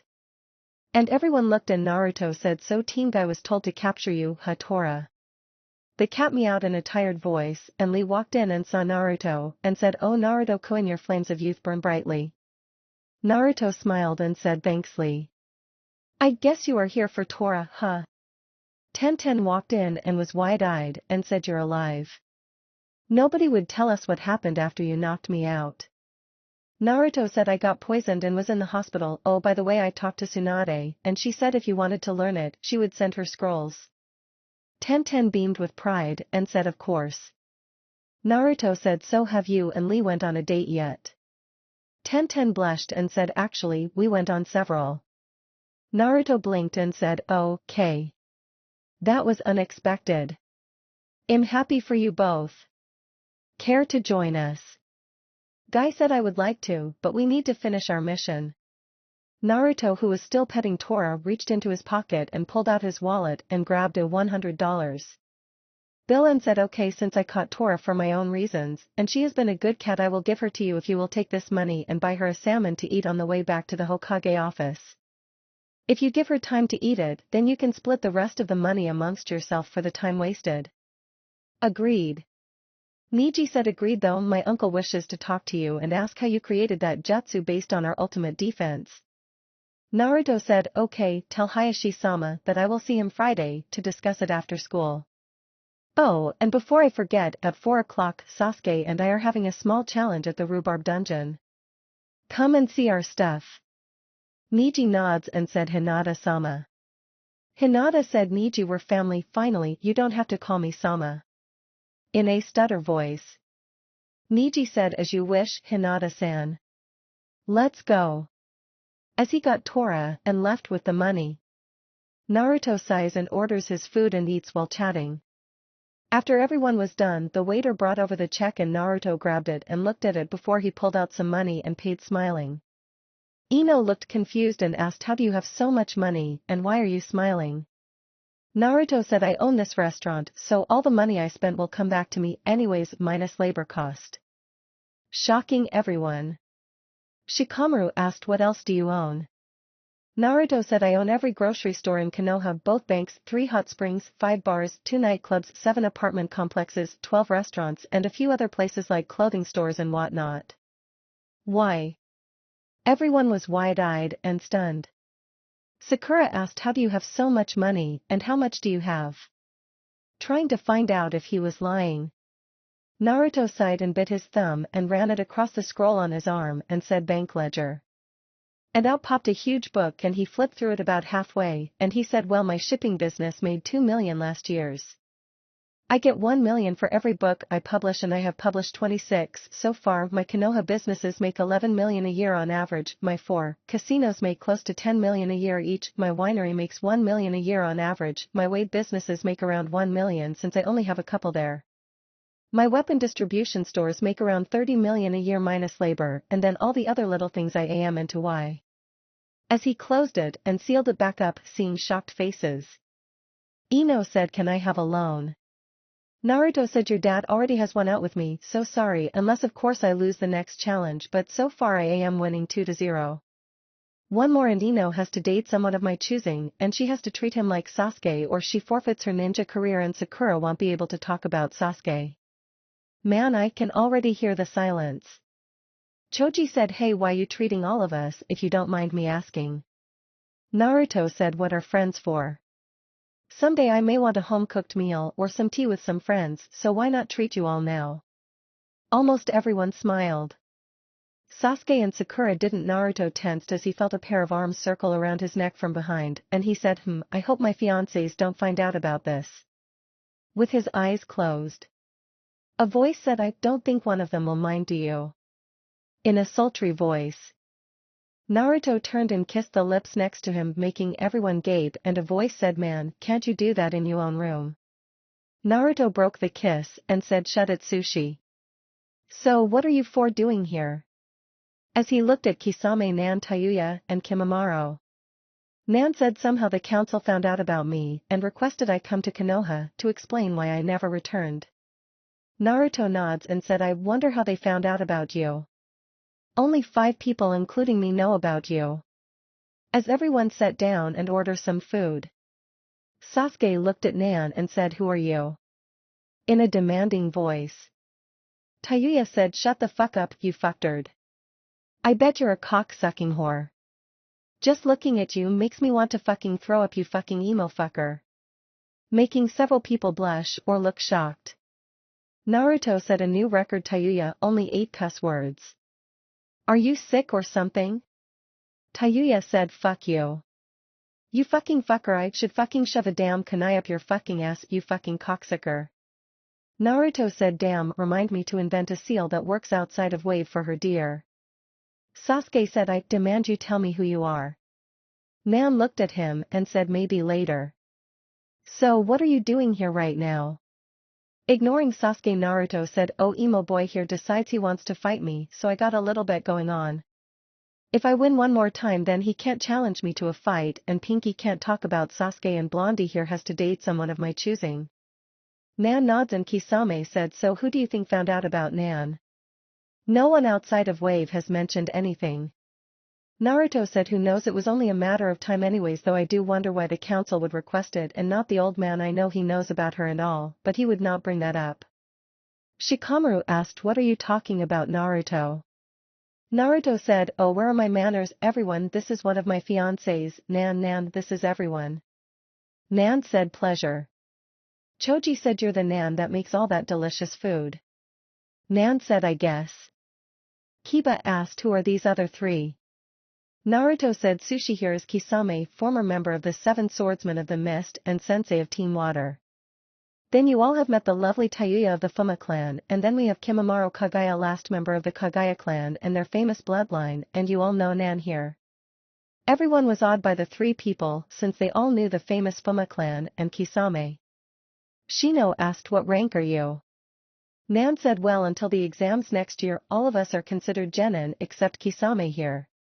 Then after the exams we each are going to be promoted to jounin no matter what, so we can help train the next batch of academy students. Naruto groaned and said, don't remind me. Inari in that bunch, and I just found out his aunt is Anko. Nan spit out her drink and paled, and she said, please tell me you're joking. Naruto said, Anko brother is the guy we saved from Gatu. Nan groans and said, let me guess, she wants to come see Wave. Naruto said, yep. Shino said, I believe it is almost 4 p.m, so we should be heading to the club. Naruto said, thanks Shino, and remember I still have to teach you for that jutsu later that I promised before I got attacked. Each of the four smiled at each other and Sasuke asked what jutsu. Naruto ignored him and led the way toward the club. As they approached they saw Kakashi and Rin standing outside with Iruka and Anko, and Kakashi raised an eyebrow at Naruto and Nan and said, who is this Naruto? Naruto said, this is Nan Kakashi, the council found out about her somehow. You all come to see the show? Rin said yes. Anko met us and told us all about the challenge, so we wanted to see, and I already talked to the owner about the deal, so let's go in. Naruto nods and opens the door and everyone walks in, and he walks toward the bar and Sasuke follows, and Naruto said, hi, I'm Naruto Uzumaki Namikaze or Nankaze. This is Sasuke, and I was told you already know the deal. The guy looked at him and said, my name's Rufus, and yeah, I heard about it. You got about 3 minutes to get ready. I hope you know what you're doing. Naruto walks behind the counter and grabs some gin and some coconut juice with some pineapple juice and did a little flair with the gin bottle and mixed them together before pouring a glass and slapped the mixers against the counter, causing them to spin in the air, and he grabbed the glass, downing it, and grabbed the mixers and slammed them face down and said, let's do this. Shocking everyone. Sasuke walked behind the counter and Rufus said, this should be good. Naruto smirks and asked, you got a band? Rufus said, not lately, why? Naruto said, people drink more when they got music to dance and party to. And he created 5 Kage Bunshin and had them go up to the stage and they started tuning the instruments. Nan smirked and Ino asked, what are you so happy about? Nan said, oh, if I know Naruto-kun. He is about to own Sasuke. The clock on the wall clicked to 3:59 and Naruto put his hands in a seal and said, sexy no jutsu. And he changed into a female with a white tank top and a pair of black bicycle shorts, shocking everyone, and then 400 hit. Sasuke was still trying to figure out what Naruto was up to when the band started to play. I was thinking Nickelback songs, Hero, Rockstar, Animals, Photograph, and next contestant. As Animals started to play, the door burst open and around 50 people could be seen coming in, and Sasuke got wide-eyed while Naruto, I am going to say Naruto but it's Naruto until I say otherwise, smirked and said, okay boys, let's get this party started. I got suicide shooters, body shots, you name it, and it's wet and hard, I got it, so come on and give me some orders, and I don't do change, so make sure you know the money you give me because tips are wanted. Iruka asked, has Naruto ever worked in a bar before? As he gaped at the sight, Nan sighed and said, just be glad Jiraiya's not here. Naruto, when he was training with him, had to work for tips to pay Jiraiya $3,000 liquor bill. Naruto got good enough to make that in tips in an hour. Sakura, who was counting her money, paled when she heard that, and she went over and said, Sasuke-kun, give me a Coke. Sasuke humphed and got a Coke, and Sakura shoved all her money into his hands and said, beat him. As he put it in the jar, after paying Rufus. Naruto had the mixers balancing on the tip of his shoe as he danced to the song while pouring 15 straight shots and drinking every third one while collecting the money before he flipped the mixers in the air, caught it behind his back, threw it over his shoulder. Grabbing 5 glasses, he caught the mixers and pulled them apart, pouring the drinks in all 5 glasses. Kakashi whistled at this and said, remind me to bring him along the next time we need a party. Naruto collected the payments and put the money in the jar while grabbing a 6-pack, throwing them in the air, throwing 3 senbon into them, causing them to spray over his shirt, making everyone see that black sports bra underneath. She then said, okay, I got body shots here for anyone who wants to drink. One will be $9. Any takers? And no change. Several men started taking out money and Naruto did one while he grabbed a bottle of whiskey, broke it on the counter, pulled a match out, striking it, setting the whiskey on fire, and he used an ice jutsu to freeze the flames using a kunai, putting 10 holes in it, and said, okay, 1 flaming ice whiskey, $4 for all, you can drink with a straw. As he put a straw in all 10 holes. Several men and 1 woman came over and paid for it, giving Naruto $5, giving him $1 tips each as they drank the whiskey that was cool and had not been burned with the rest. Naruto did a few more body shots while the band started Rockstar, and when they got to bleach blonde hair they pointed to Ino, who fumed. Sasuke tried to get some people, but besides Sakura he only had 1 person and they gave no tip. He was fuming as he watched Naruto beat him again, and he decided to try something himself, so he grabbed a whiskey bottle and tried to flip it behind his back, only to knock himself out. Nan slapped her forehead and muttered, idiot. As the hour ended, Naruto was sweating and Rufus walked over and said, well, Mr. Namikaze, I have to admit that was one of the best hauls I have seen in a long time. $12,000 in liquor sold, and you have around $7,000 in tips, while Junior over there has $210, making you the winner. Naruto nods and said that was fun. Now if you will excuse me. I got some friends to entertain. As he grabbed several shot glasses and 2 bottles of sake and 1 of whiskey. Naruto walked over and said, well, I won the bets and Golden Boy knocked himself out. Now Choji, take this jar of tips and use it well, since you and Ino will be going out. Ino was wide-eyed and paled, and Choji also got wide-eyed. Ino started to say something and Naruto said, now Ino, give him a chance. Just go on 5 dates, and if you don't like him afterwards you can break up, but he can take you to the movies or shopping or whatever you both decide. Okay, since I gave the beer to the idiots who came in, let's have some whiskey for my men here. As he poured everyone a glass. Sakura said, we're too young to drink. Naruto said, old enough to kill, old enough to drink, except you, Lee. This is for you. As he handed a bottle of water. Lee asked, why can't I have whiskey? Naruto said, I did some research on you, Lee, and found out that you can't use chakra. I also found out that if your body gets alcohol in it you can in small doses, which makes me believe you are a drunken master. I would suggest keeping a small bottle of sake on you if you ever face someone like numbnuts on the ground behind the bar and drink it. That way, if you are a drunken master your moves can't be copied and you can kick his ass. Lee smirked and said, really? Naruto said, yeah, Lee, so no alcohol unless you have to. Deal. Lee said, deal. As they all drank and talked, everyone was relaxed, though the ones who knew who Nan was wondered how the council found out. Only time would tell. Naruto was back as a guy when Naruto left with Nan. He paid for the other wave ninja who were still staying at the club, and the 2 of them headed toward the Hokage Tower, and he said, so how have you been? Nan said, good. How about you? Naruto said, tired. In a sad voice. Nan stopped and looked at him with sad eyes, and said, after this meeting you and me are spending some time together. Naruto smiled, and they walked together holding hands, with Nan having her head on his shoulder. Naruto asked, how's Angel? Nan said she's okay, her team have a C-rank missions to Spring Country escorting a merchant ship. Naruto nods as they enter the Hokage Tower. When they got to the Hokage office, Naruto said, we need to speak to the Hokage. The secretary looked at Naruto and Nan and said sure Namikaze, go on in. Since she had been given orders to allow Naruto to see the Hokage if he needs to. Naruto nods and walks into the Hokage office, and the third looked up from his desk and saw Naruto and Nan, and then he looked confused and said, hello, what can I do for you today? Nan said hello again, Hokage-sama. The third said hello Nan. Why are you here? Nan reached into her pocket and pulled a scroll out and said the council sent this to waive requesting that I come to Konoha. Apparently, they found out who I am. The third read the scroll and narrowed his eyes and said something's wrong here. I know nothing about this. Making both Naruto and Nan look at each other. Naruto asked if you don't know about this, then how did they find out about Nan? She only told me when she got here about her bloodline and her family. Other than you I don't know anyone else that knows about her since Tsunade told Nan here that she told you where she was. The third nods and said how many people actually know about you Nan? Nan said 20 total and only you and Naruto here in Konoha. The third narrowed his eyes and said then someone found out elsewhere because I have told no one. Nan asked then how did they find out? The third said I don't know but let's go have a meeting with them and find out why they have summoned you here and not even notify me.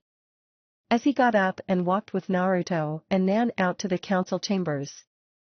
When they walked in the normal civilian meeting was going on, which was the part that covers the paying of the bills to run the village and deciding on what repairs or businesses should be welcomed, though Naruto had those in his pocket so to speak and did not require the Hokage to be present, but his thoughts were wondering how even that connection did not notify him of them finding out about Nan. The third Hokage said sorry to interrupt, but I was wondering why the Council of Konoha would request a ninja from another village to come here without notifying me. Hayashi said what are you speaking about, Hokage-sama? The third said I have a scroll here with the official stamp of the Council of Konoha stating that you have requested Nan here to come to Konoha. A civilian said who is she, and why would we care about her? In a confused voice. The third said does anyone here have any idea what I am speaking of or what's so important about this woman? After everyone stayed silent the third said then it appears that someone is impersonating the council. I want all official stampers accounted for and notify me if they discover one is missing. Hopefully whoever is impersonating the council can be identified. Just then the doors to the council chamber knocked and opened and Abuse walked in and said sorry to interrupt Hokage-sama, but I was on guard duty at the main gate and someone just dropped this off at the gates and left instructions to deliver it here. Holding a box in his hands. The third looked at Abuse and motioned for him to come in and he handed it to the third who dismissed him and looked at it and said Naruto Nan come here a moment. As they both walked over and the third motioned toward a seal on it and Naruto said it's a blood seal and from the design it's meant for you Nan. Somebody knew you would be here, which means whoever sent this is probably the person who is impersonating the council. As he stepped aside. Nan looked at it and bit her thumb and put some blood on the seal that broke open and the third opened it and said that's strange all that is inside is a bag. He poured out in his hand 7 rings from the bag and Naruto seeing what it was moved faster than most could see and grabbed them and gasped and said it's them Nan. The third looked at his hand and then at Naruto and asked Naruto what's going on. Why did you take them before I could look at them in a demanding voice? Naruto said these may look like ordinary rings old man but they're not. Each ring is part of an ancient jutsu. The only ring I see missing is Orochimaru's, even Uchiha Madara's rings here, which means that he is most likely dead now, which is disturbing since there are not many people who can fight him. Akatsuki would never let these out of their hands without being dead. Inoichi said Uchiha Madara. What are you talking about Naruto? He's been dead for nearly 40 years. Naruto said no, he hasn't. After he killed the Shodaime, he left the village, taking over the body of another Uchiha that was away from the village. He was the person directly responsible for the Kyuubi attack since he attacked Kyuubi in its den and framed Konoha. Making everyone's jaws drop. Seriously, how many times can a person be shocked in one day? The third said Naruto, how do you know this? Hayashi said he has 2 memories Kyuubi gave him. He showed them to me, and it's true. Uchiha Madara was responsible for the Kyuubi attack. What's so special about those rings Naruto? Naruto said these rings are part of a set created by Kami himself. shocking everyone. The third asked, you said they were part of an ancient jutsu, what is it? Naruto looked up as he slipped each ring on his fingers and said the rings were originally designed to allow the tailed demons to walk around in their human forms so they could judge humans and then bestow on them the gift of bloodlines. That would account for 9 of the 10 rings. The 10th ring is the key though. Whoever holds that ring could control the tailed demons who wear the rings. Shocking everyone. A civilian asked, what do you mean giving gifts of bloodlines? In a contempt voice. Naruto looked at Hayashi, who sighed and said all bloodlines are originally created by demons. Shocking everyone again. Nan said, but that's not all of it. Naruto said no. Originally, the tailed demons had to give up 90 of their power to an idol to turn human. The person who held the 10th ring would be in possession of the idol that would store their powers, and if he or she felt the tailed demon was too arrogant or unworthy of walking amongst humans, they could stop them from taking human form. As long as humans did not break a few simple laws, the demons basically were friendly. Also, if a demon put their power in the idol and gave their ring to someone, that person who possessed the ring would be able to draw on the demon's power without having to worry about chakra poisoning. Originally, it was the Shinigami who possessed it, but for some reason he passed it on to the first person to possess the Rinnegan bloodline. Pain was the only known survivor of the Rinnegan bloodline, and since his ring is here, that means he most likely is dead also, which is just as bad as the fact Madara ring is here. The third asked, so Orochimaru has the master ring then? Naruto said no, it's here in this set, but without the idol it's useless. That's what's got me worried the most. Orochimaru would never be able to beat 4 of the peoples whose rings are here. The reason I grabbed the rings before you had a chance to look at them though, old man, is this. Each ring has a defense jutsu built into them. If you would have put one on, then nobody else would have been able to wear it until you were dead. If the owner was still alive and you did put it on, it would have blown your finger off. The thing is, whoever killed the members of Akatsuki must know about the rings and what they are for, along with the fact the idol is not here is something to worry about. I know that whoever sent them here is dangerous. Also, the fact they know who Nan here is and has access to one of the council's stamps makes this person not only a threat to Nan, myself and others, but Konoha as well. Nan asked, who do you think it could be? Naruto-kun. Naruto said, I don't know, Nan. As he looked at her, a council member asked, what's so special about the girl here? Naruto looked at Nan, who shrugged and said, I contain a rare bloodline. That is one of the reasons why only a select few know who I really am. The Hokage knows as well as my fiancé here, but the rest of you will have to keep in the dark for the time being. The third said, I agree. Do you have any information on where Akatsuki was based, Naruto, so we can try and find out who it is that is pretending to be the council? Naruto said, all I know is they supposedly had a base in Rain Country. Pain killed Hanzo. Making the third's eyes wide, and said, I see. If you can think of anything else, let me know, Naruto. You both are dismissed. Naruto nods and him along with Nan left to find her team.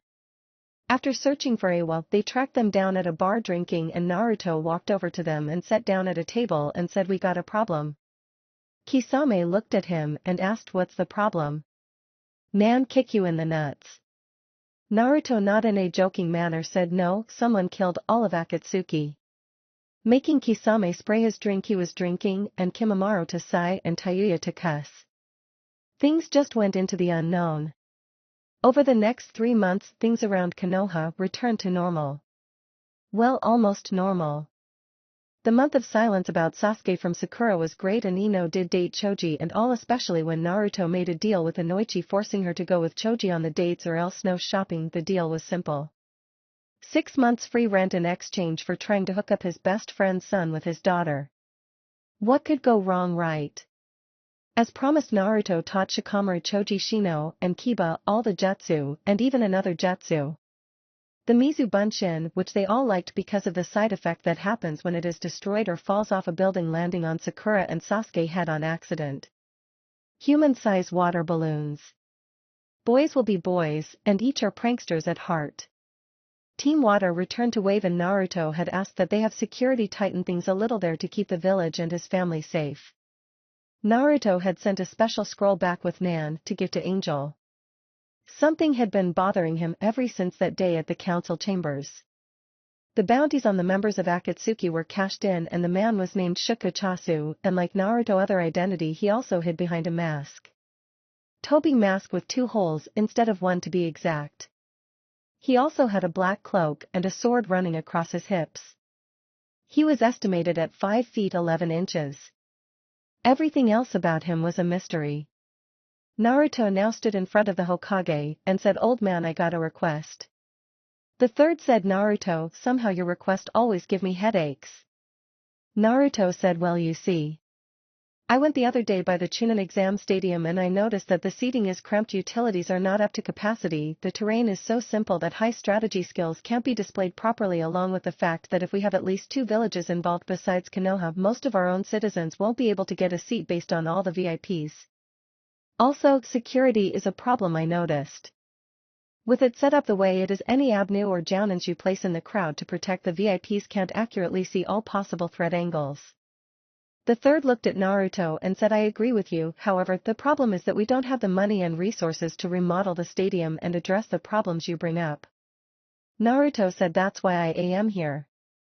You see, after I looked at it I got to thinking about the contractor that helped us in Wave build the bridge that connects Wave to the Fire Country, and I believe that I can get him to build a bigger and better stadium which can hold at least another 500 spectators, adding more revenue for Konoha. I also have been thinking I can build 5 new hotels to house the people. I won't charge Konoha anything for the stadium upgrade since it will actually help me bring in money from my hotels. It's a win-win situation for us.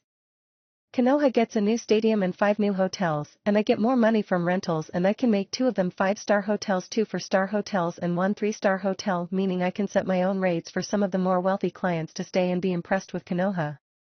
The third was silent, listening to Naruto, and said, "This is a good deal, but what do you have in mind for the stadium to look like? The actual arena, I mean." Naruto smirked and pulled out a picture, and the third got wide-eyed and said, "You mean to replicate that?" Naruto said, "Why not? It has forest, open area, earth, water and elevation to make it even more challenging and spectacular. It also shows the spirit of Konoha if you think about it." The third said, "What about damage?" Naruto said, "Old man, I'm hurt. After what I did for Anko, you doubt my sealing abilities.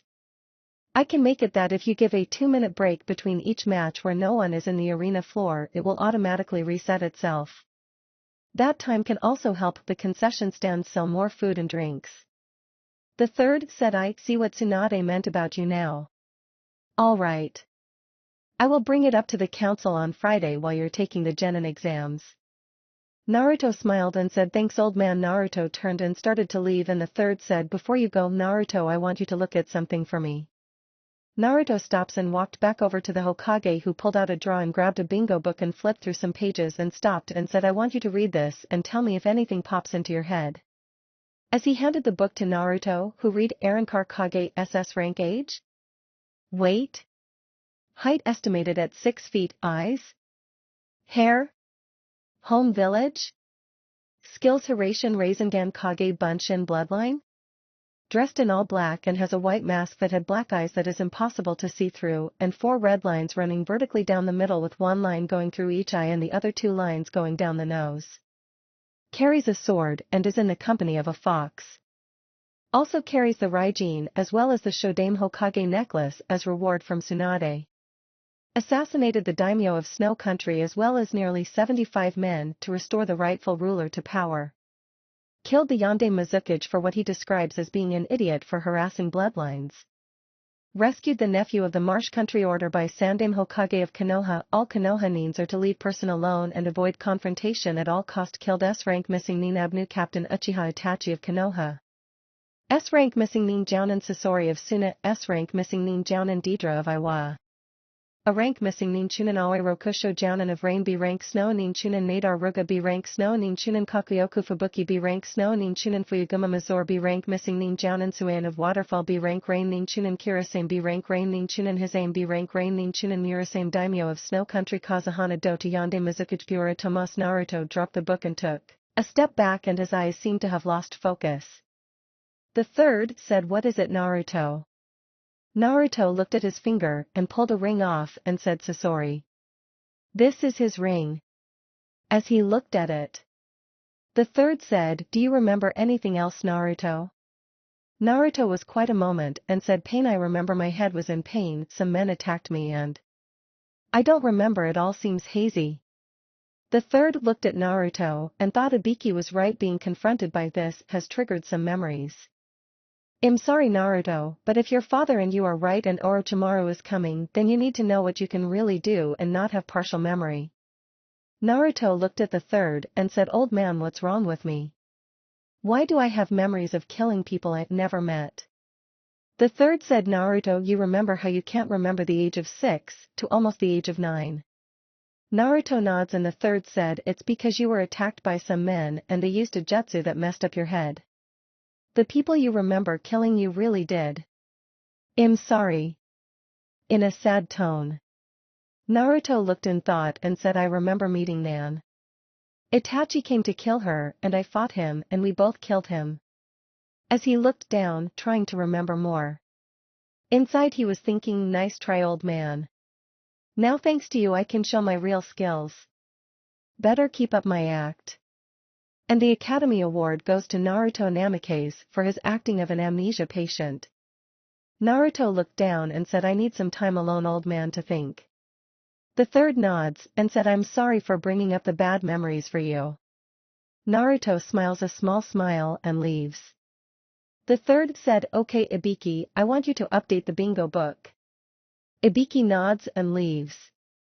The next day a new addition was added, Naruto Uzumaki Namikaze Aka Arankar Kage SS Rank Ninja in Konoha Bingo Book.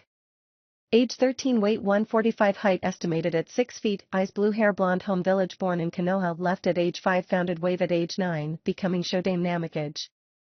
Step down at age 12.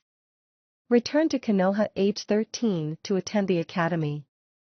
Official rank Academy student, unofficial rank Kage diplomat, skills believed to know nearly 3,000 jutsu, with most being created by himself, notable jutsu flash step Hiraishin Rasengan Kage Bunshin Bakuha Sexy no Jutsu bloodline, yes, important information, former Jinchuriki of the Kyuubi no Kitsune. Seal Master. Carry 5 summoning contract. Fox, frog, slug, cat, weasel, while under the name Arankar Kage dresses in all black and has a white mask that had black eyes that is impossible to see through, and 4 red lines running vertically down the middle with 1 line going through each eye and the other 2 lines going down the nose. Carries a sword and is in the company of a fox. Also carries the Raijin as well as the Shodame Hokage necklace as reward from Tsunade. Assassinated the daimyo of Snow Country as well as nearly 75 men to restore the rightful ruler to power. Killed the Yonde Mizukage for what he describes as being an idiot for harassing bloodlines. Rescued the nephew of the Marsh Country.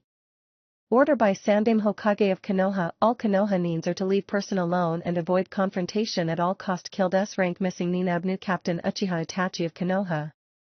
S-rank missing Nin Jounin Sasori of Suna, S-rank missing Nin Jounin Deidra of Iwa. S-rank missing Nin Jounin Barso of Rain, A-rank missing Nin Chunin Aoi Rokusho Jounin of Rain, B-rank Snow Nin Chun Nin Nadar Ruga, B-rank Snow Nin Chun Nin Kakuyoku Fubuki, B-rank Snow Nin Chun Nin Fuyuguma Mazor, B-rank missing Nin Jounin Suan of Waterfall, B-rank Rain Nin Chun Nin Kirasame, B-rank Rain Nin Chunin Hisame, B-rank Rain Nin Chunin Murasame Daimyo of Snow Country Kazuhana Dota Yondame. Mizukage Buura Tomas Naruto, after leaving the Hokage office, sent a summon to wave to have Tazuna to come and start working on his project. He then went to eat some ramen. Though he did not have to live on the stuff, he still felt indebted to Ayam and her father to keep them in business. Ayam smiled and said, how are you today, Naruto? Naruto smiled to her and said, as good as ever.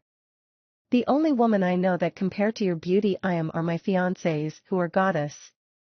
For me, a mortal man, to know 3 such ladies is a miracle in itself. Getting a blush from Ayam. Tucci shook his head and said, Naruto, if I did not know better, then I would think you were trying to seduce my daughter. Naruto said, no, old man, me, a mortal man, could only worship 2 goddesses. To love a third would not only be a travesty to the world but to her as well, since I would never be able to worship another to give her all the reward a goddess like her deserves. I am just a lowly mortal after all. I am fainted from the blush, and Naruto smirked and Tucci said, 20 for 20 Naruto. Every time you come here, you eat more ramen than an akimichi, and then you make my daughter feel like she is the queen of the world. Why? Naruto smiled a sad smile and said, you remember how when I was a child before I left? This was really the only places that would treat me as a human. To a child to be treated as a human when the rest of the world treats you like a demon seems like heaven. You and I are angels to me, and as such I feel I should make you feel the same way I see you. If a few words of honesty from me can make her day, and eating some of the delicious ramen that you cook makes you feel good, then I will do all I can to do that. Tucci smiled as he woke Iam up and said, well, I think we got the good end of the deal. Naruto. He turned and Naruto was gone, and in his place was $10,000, and a note said, keep the change for a tip and take a day off. You both deserve it. Tucci chuckled and took the money, and said, Iam, let's take the rest of the day off. Naruto smiled from the rooftop he was on, looking down, and he turned and saw Kakashi standing there, and he said, you know that you are going to write a check one of these days your ass can't cash. Naruto said, perhaps, but not today, and besides, Nan and Angel both know what I feel for Iam and her father. If it were not for them and the old man, I would not be alive. For that they both respect them. Kakashi asked, any news on our friend? Naruto looked darkened and said, no, all networks I have out there have been trying to track him down and came up empty. He disappeared without a trace. Just like Danzo. Kakashi asked, where have you looked? Naruto said, all of the area around the check-in station he used.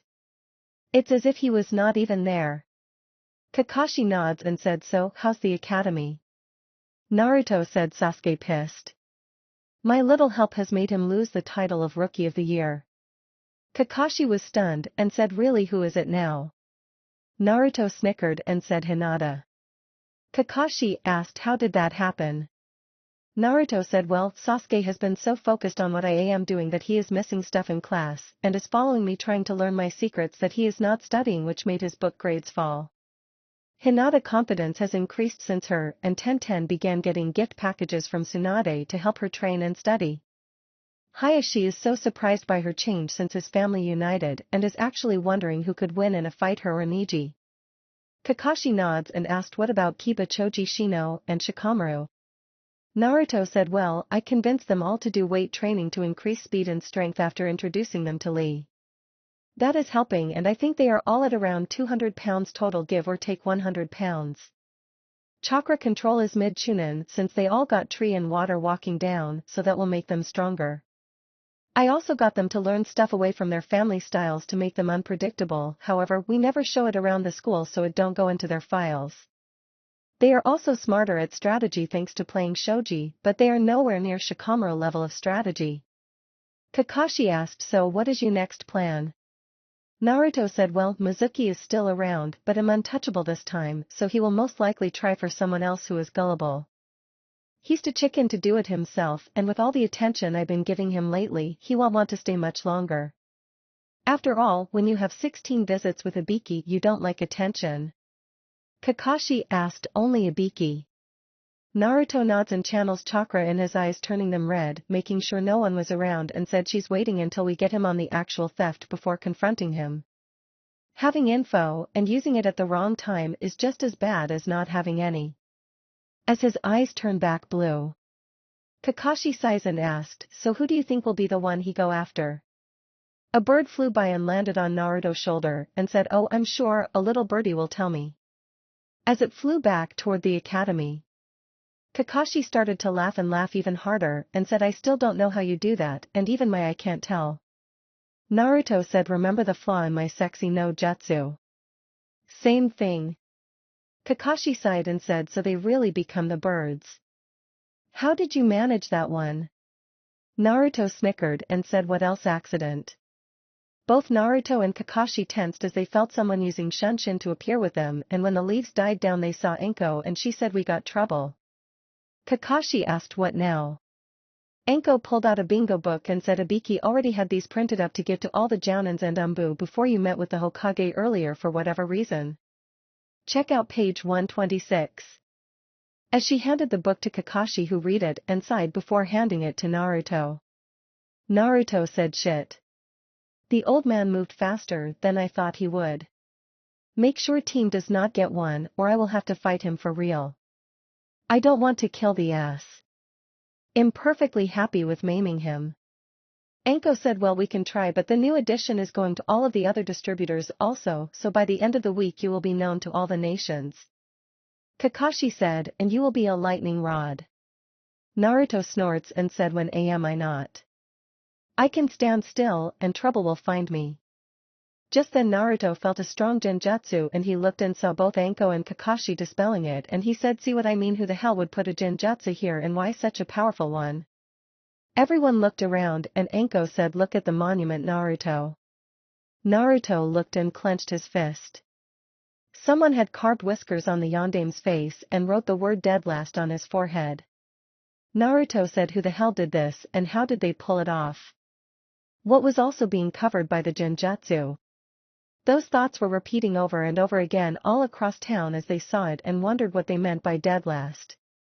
Suddenly it reverted back to normal and a second genjutsu was removed showing nothing had been done. Note about Naruto eyes. They do automatically get rid of a genjutsu but only if it is in the range of his 360 degrees. Normal he only has a short range to dispel Ed chakra and the range increased so he could not tell it was a genjutsu since his eyes were normal and out of his range. Anko said someone did this for you Naruto. As it reverted back. Kakashi asked what do you mean Anko? Anko said think about it Kakashi it's psychological warfare. First someone impersonates the council and finds out about Nan then they take out Akatsuki which is Naruto's main target beside Orochimaru. Then they make the Yandame look at Naruto and calls him dead last. Whoever this guy is knows the truth about you Naruto.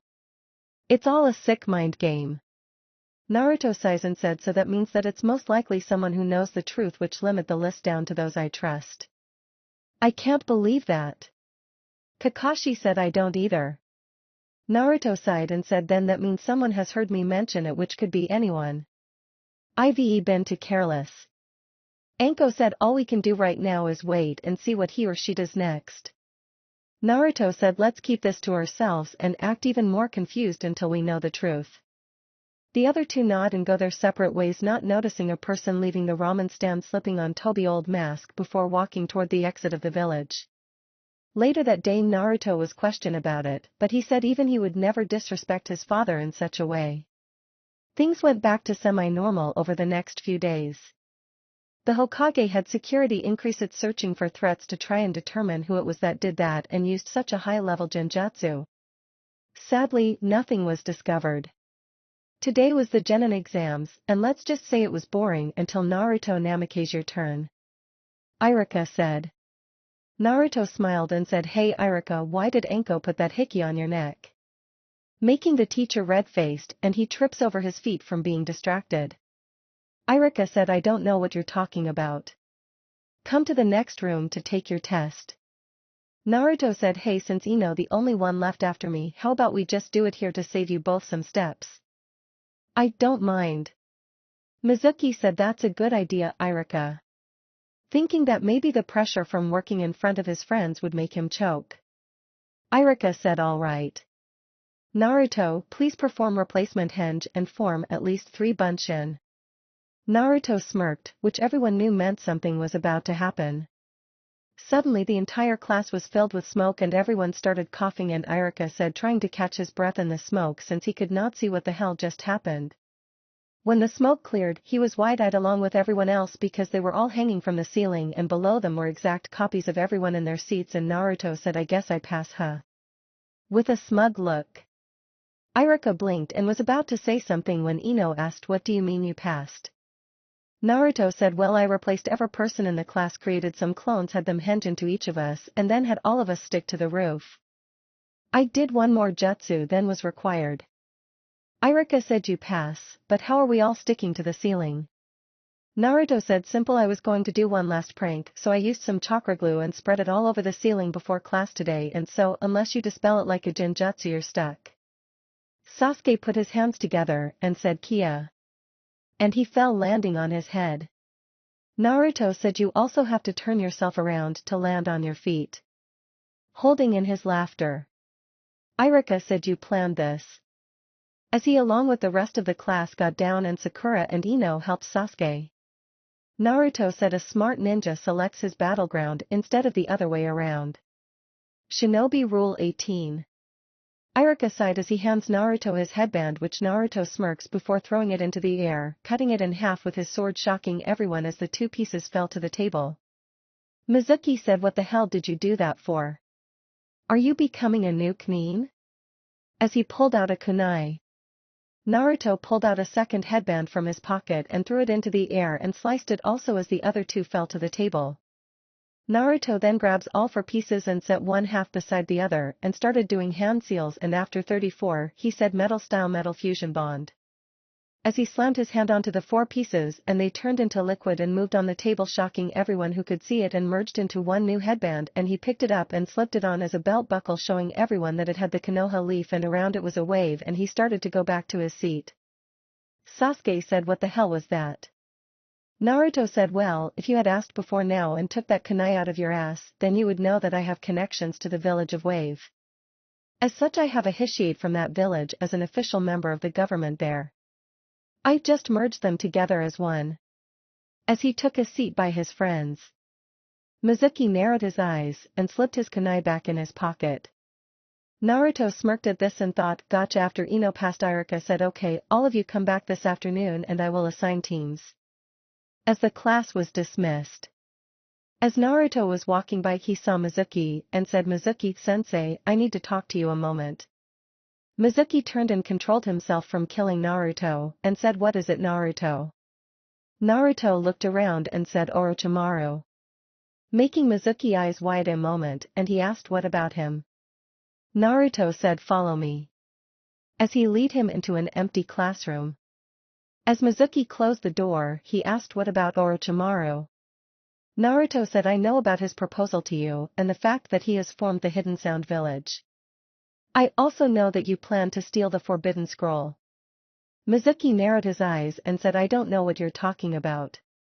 Naruto said, "And here I was going to give you access to the tower without worrying about the Hokage." Mizuki stopped reaching for a weapon and asked, "How?" Naruto said, "It's lunchtime. The old man always sent his security guards to lunch and he works on trying to get a break from paperwork.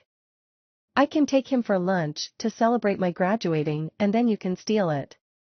Mizuki asked, "Why are you doing this?" Naruto said, "Orochimaru, the one who got rid of Kyuubi." Mizuki was wide-eyed and said, "Fine, I agree. When will it start?" Naruto said, "I will go now, and when you get to the tower and see us leave, then you can take it." Mizuki said, "Fine, when I see the Hokage leave the tower I will steal the Forbidden Scroll and take it to Orochimaru." Naruto asked, "By the way, what did he offer you?" "He made it where I was free of Kyuubi." "What did he offer you, and why you?" Mizuki smirked and said, "Power and money. I proved myself to him by killing one of my teammates, which he saw. He respected it and I just been waiting for the right moment." Naruto smirked and disappeared in a swirl of flames and reappeared in the Hokage office getting a raised eyebrow, and he asked, "So what is it this time, Naruto?" Naruto said, "I got a recent tip from Wave and when I checked on it, the information was correct. You got a traitor in your midst." The third said, "Really, and what proof do you have?" Naruto pulled out a tape recorder and hit play, and the third heard Mizuki said, "Fine, when I see the Hokage leave the tower I will steal the Forbidden Scroll and take it to Orochimaru." Naruto asked, "By the way, what did he offer you?" "He made it where I was free of Kyuubi." "What did he offer you, and why you?" Mizuki smirked and said, "Power and money. I proved myself to him by killing one of my teammates, which he saw. He respected it and I just been waiting for the right moment."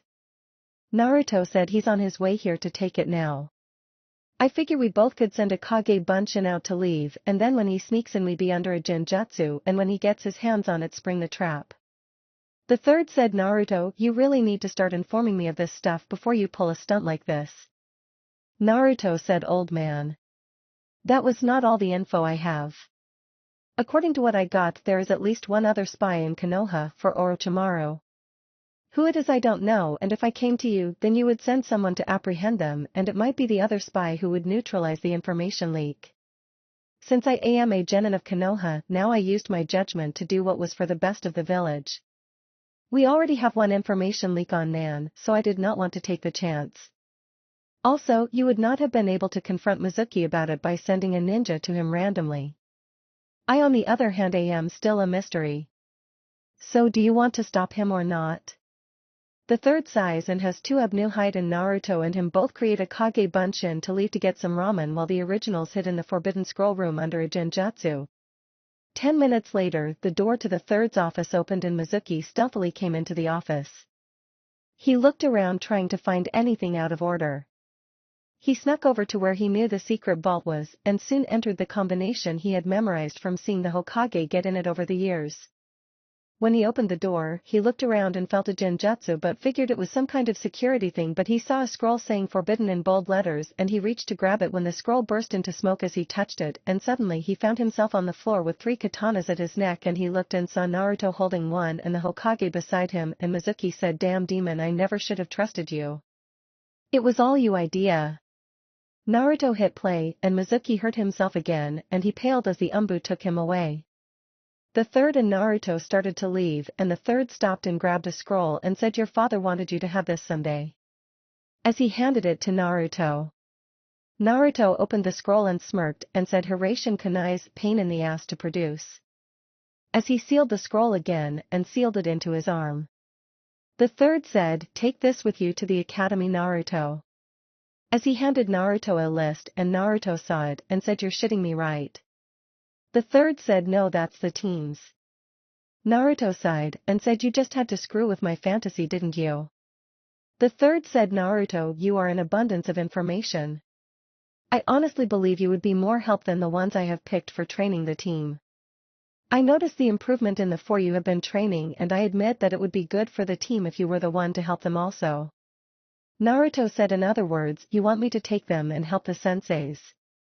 The third said, "Naruto, you know more jutsu than Kakashi, faster than Guy, smarter than Asuma, and your stealth is better than Kurenai. If the information you and Wave have gave me is accurate, then these teams are going to be in danger more than they normally would be able to function. I want them all to live and I think you are the best person to do it with their help." Pointing to the paper. Naruto sighed and said, "Who has overall control?" As he leaned against the wall with his eyes closed. The third said, "Why do you want to know?" Naruto said, "I do this, I want them to follow my orders, they train the way I want, learn what I want and do as I want, no matter how insane it sounds." The third said, "How strong can you make them before the exams?" Naruto said, "Depends. If they do it like I want, I can have them strong enough to take out a unit of Abnu each. If not, then the ones that do will actually train, that will be ready, and the others will be a hindrance." As he looked at the third. The third said, "What do you have in mind?" Naruto said, "Oh, just a little training, but I want another team to join us." The Hokage asked, "Really, who?" Naruto smirked as he began laying out his idea to the Hokage. When Naruto walked back into the class, he had a smirk on his face that sent chills down everyone's spine. Kiba said, "It's him." In a scared voice.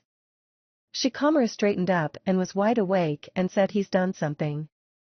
Choji quit eating and his food. Ino saw the change in the 3 and asked, "What's wrong with you guys?" Shino said, "The taskmaster from hell." Making everyone wide-eyed by the fact he spoke and what he said. Sakura asked, "Why are you all acting scared of him?" Choji said, "Pray. Kiba, you." Shino, "Never." Shikamaru, "Find." All 4 set out. Sakura said, "Well, sucks that you actually asked him to help you." Iruka walked in and saw the look on Naruto's face and said, "Naruto, why do you look so excited?" Naruto smirked and said, "Oh, look at the team assignments, and you will understand." As he handed the paper to Iruka. Iruka took it and paled and said, "I think the Hokage has gone insane. Why the hell would he do this?" Naruto said, "Oh, he saw what I did for Shikamaru, Choji, Kiba and Shino, and decided that perhaps I could help the rest also." Everyone paled and Iruka said, "Okay, Team Rookie 9, your senseis are Asuma, Kakashi, Guy and Kurenai with special training under Naruto." At this, the class paled as Naruto stared to do an evil laugh. In sound, Orochimaru shivers. Everyone paled as they heard this and Naruto gave them his evil smile and said, "Well, we could wait for 5 hours for Kakashi to show his ass up and say he got lost on the road of life, or we can begin training." Suddenly 8 clones appeared beside the genins, grabbing them and all disappeared into a flame Shunshin. When the Shushin disappeared, Naruto was standing on a tree and he said, "Okay, everyone who has weapons on them." Everyone raised their hands and Naruto said, "Good. Take one kunai out and throw the rest on the ground in a pile." Sakura asked, "Why are we doing this, and what gives you the right to do this?" Naruto said, "Simple, you do it or die." As he blasted everyone with ki, making everyone freeze. After a few seconds, he stopped and everyone was shaking scared and Naruto said, "Now do as I said." In a commanding voice. Everyone did and Naruto had the clones that were still there take the items and run into the woods. After a few moments, Naruto said, "Okay, I am going to fill you all in on a village secret that not even your parents know yet. If any of you reveal this, you will be treated as a traitor to Konoha and executed. Do I make myself clear?" Everyone was scared and nodded and Naruto said, "In 6 months, the Chunin exams will be held here in Konoha. That is not the secret. The secret is that we believe another nation is going to use the exams to declare war on Konoha since we will be weakened at that time with all the VIPs here." Making everyone wide-eyed. Everyone looked at each other and Kiba asked, "How do you know this?" Naruto sighed and said, "I have access to S-rank information and that is all I can say. The Hokage has asked me to help get you each up to speed as fast as possible. Have you heard enough, Team Guy?" As he looked to his right and 3 figures stepped out which many recognized. Niji asked, "Why is it that the clan heads have not been informed of this yet?" Naruto said, "Simple, we caught one traitor earlier today which all of you should know. Mizuki-sensei. He attempted to steal the forbidden scroll to give to another village. We know that there is at least one other spy in the village, but who she or he is, and if there are any more we don't know, so only the ones who are going to be on the front lines are to get this info." Ino stuttered, "What do you mean front lines?" Shikamaru said, "Think about it, Ino, if they are using the Chunin exams then that means they are sending in strike teams as competitors, which means that we will be facing stronger than Genin's competition." Naruto said, "Correct." Shino asked, "Then why is it that a Kage is being allowed into the competition?" Naruto chuckled and said, "So you already got the new bingo book, huh, Shino, and its former Kage?" Sakura looked confused and asked, "What are you both talking about?" Naruto pulled out a book and read out loud, "Naruto Uzumaki Namake's SS rank ninja in Konoha bingo book.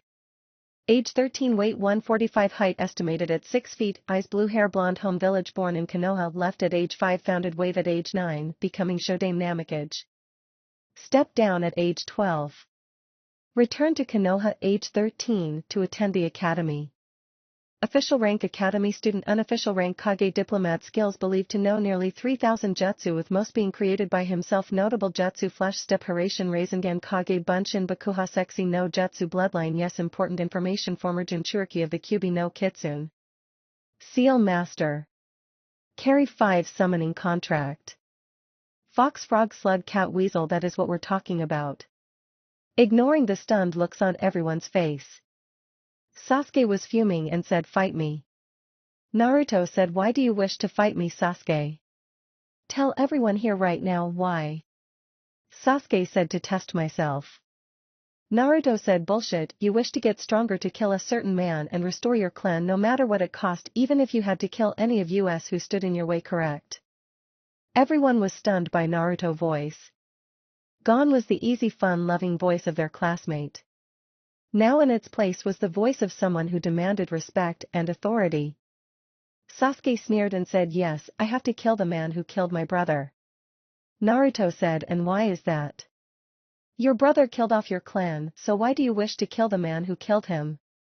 Sasuke said, "Revenge, he took away my revenge." While clenching his fist and gritting his teeth. Naruto said, "Until you learn to let go of your revenge, you can train on your own." As a clone grabbed him and disappeared in a swirl of flames. Everyone looked where he was and Ino and Sakura both screamed, "Sasuke-kun." As they looked around for him. Sakura turned and asked, "Where is he?" In a demanding fangirl voice. Naruto said, "Somewhere in this forest. The forest of death." Moving his hand around showing the forest, shocking everyone but Team Guy as to where they were. Ino said, "Why did you do that?" Naruto said simple. This is a test of your skills. Each of you have only one kunai each. In this forest is your supplies hidden all over the place. You also have a team member believed to be taken hostage by an unknown number of enemies, since you don't know if this is all my idea or if others are involved who may or may not have information on your teammates' whereabouts. This test is a test to see how good a shinobi you actually are.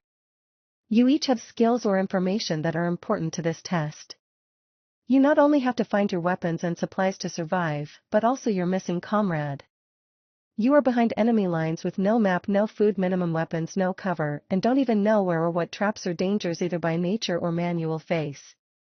You must figure out this test in the next 5 days or Sasuke will die, and I do not joke. That clone I sent with him is a special clone. At the end of 5 days it will kill him. Good luck all 10 of you, and look underneath the underneath. As he and the rest of clones went up in smoke. Tenten said damn, no wonder he was able to kill an S-rank, missing Nin. Sakura started to storm off to find her Sasuke-kun when she was unable to move and she heard Shikamaru say stop or Sasuke dead along with the rest of us. Niji said first thing we need to do is find shelter. Ino asked why are you guys even here? Niji said our sensei sent us here as part of this test. If we leave this forest without every living member of the team, then we fail our mission. Choji said what do you think Shikamaru? Shikamaru got into his thinking pose and after a few moments said something about this test is off. He said Sasuke was believed taken hostage and he stressed the word believe. Kiba said so Sasuke is part of this test. I can't see that. He hates Naruto. Shino said perhaps Shikamaru is right. Naruto did point out Sasuke would do anything to get revenge. Funny he would point that out when according to the bingo book I read it said Naruto was the one who killed his brother. Making everyone wide-eyed. Shikamaru said I see clever test. Making everyone look at him. Lee asked what are you talking about? Shikamaru asked Shino how did you get the bingo book? Shino said it was delivered by Anko from my father and she pointed out to me to read page 126 today during lunch. Kiba said I don't understand. Niji said it was a setup. Naruto purposely let you know the information for this test Shino. He said each of us had skills or information for this test. Sakura said stop wasting time. Sasuke-kun is in danger, forget that idiot Naruto, and let's find him. Kiba walked over and slapped her across the face and said listen here you bitch. I admit that I don't understand this all, but if what brains over here has figured out is true then the real danger will most likely be from Sasuke himself. Sakura said holding her face Sasuke-kun would not hurt us. Niji said he did say he would kill any of us who got in his way of his revenge. Pointing out the obvious that he saw. He had to admit he already figured out part of the test. Sakura said shut up. You have no right to badmouth Sasuke-kun like that. I'm leaving. As she turned and started to walk away only to trip a trapwire and suddenly an explosion rocked the area in front of her as an exploding tag went off. Ino screamed what the hell just happened. As she ran over to Sakura to make sure she was okay but found that she was only knocked back by the shockwave and not hurt. Tenten said a trap, we have no idea what kind of traps are here so we have to work as a group to pass this test. Sakura said test. Test. You call this a test that could have killed me. A bird flew into the field with a scroll tied to its legs and landed on Shikamaru's shoulder and Shikamaru took the scroll and the bird flew away and he read it and said shit the test just got harder. The instructors wanted to test our combat skills so they have released 30 criminals from jail in here to do as they damn well please. 10 bandits 5 murders and 5 rapists. 2 of which are former Cloud Ninja who were arrested a few years back during the Hyuga Cloud incident.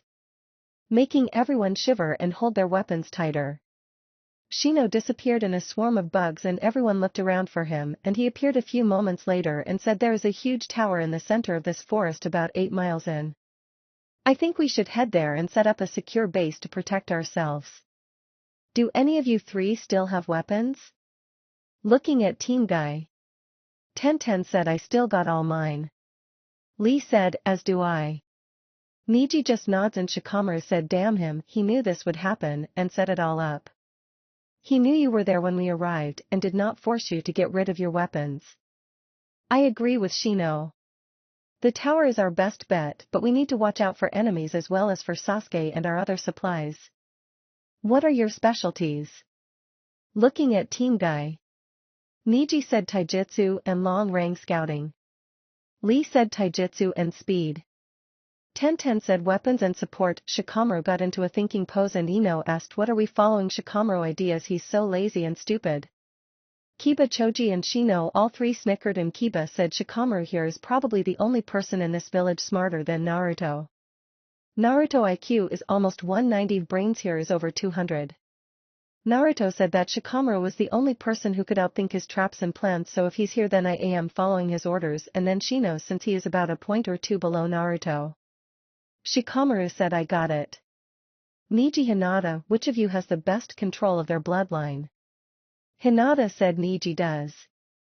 And Niji nods. Shikamaru said okay then Niji, I need you in the back of this formation covering us and looking for anything we missed.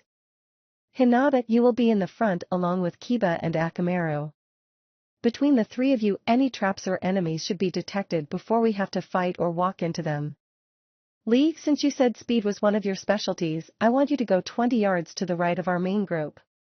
Shino, I want you 20 yards on the left and send out some of you bugs to scout for anything we should know about.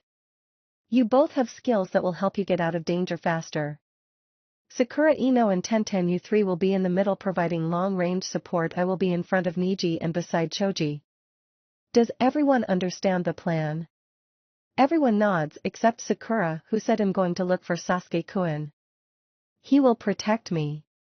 As she ran off into the woods, before anyone could stop her. Shikamaru sighed and said damn that woman, she's too troublesome.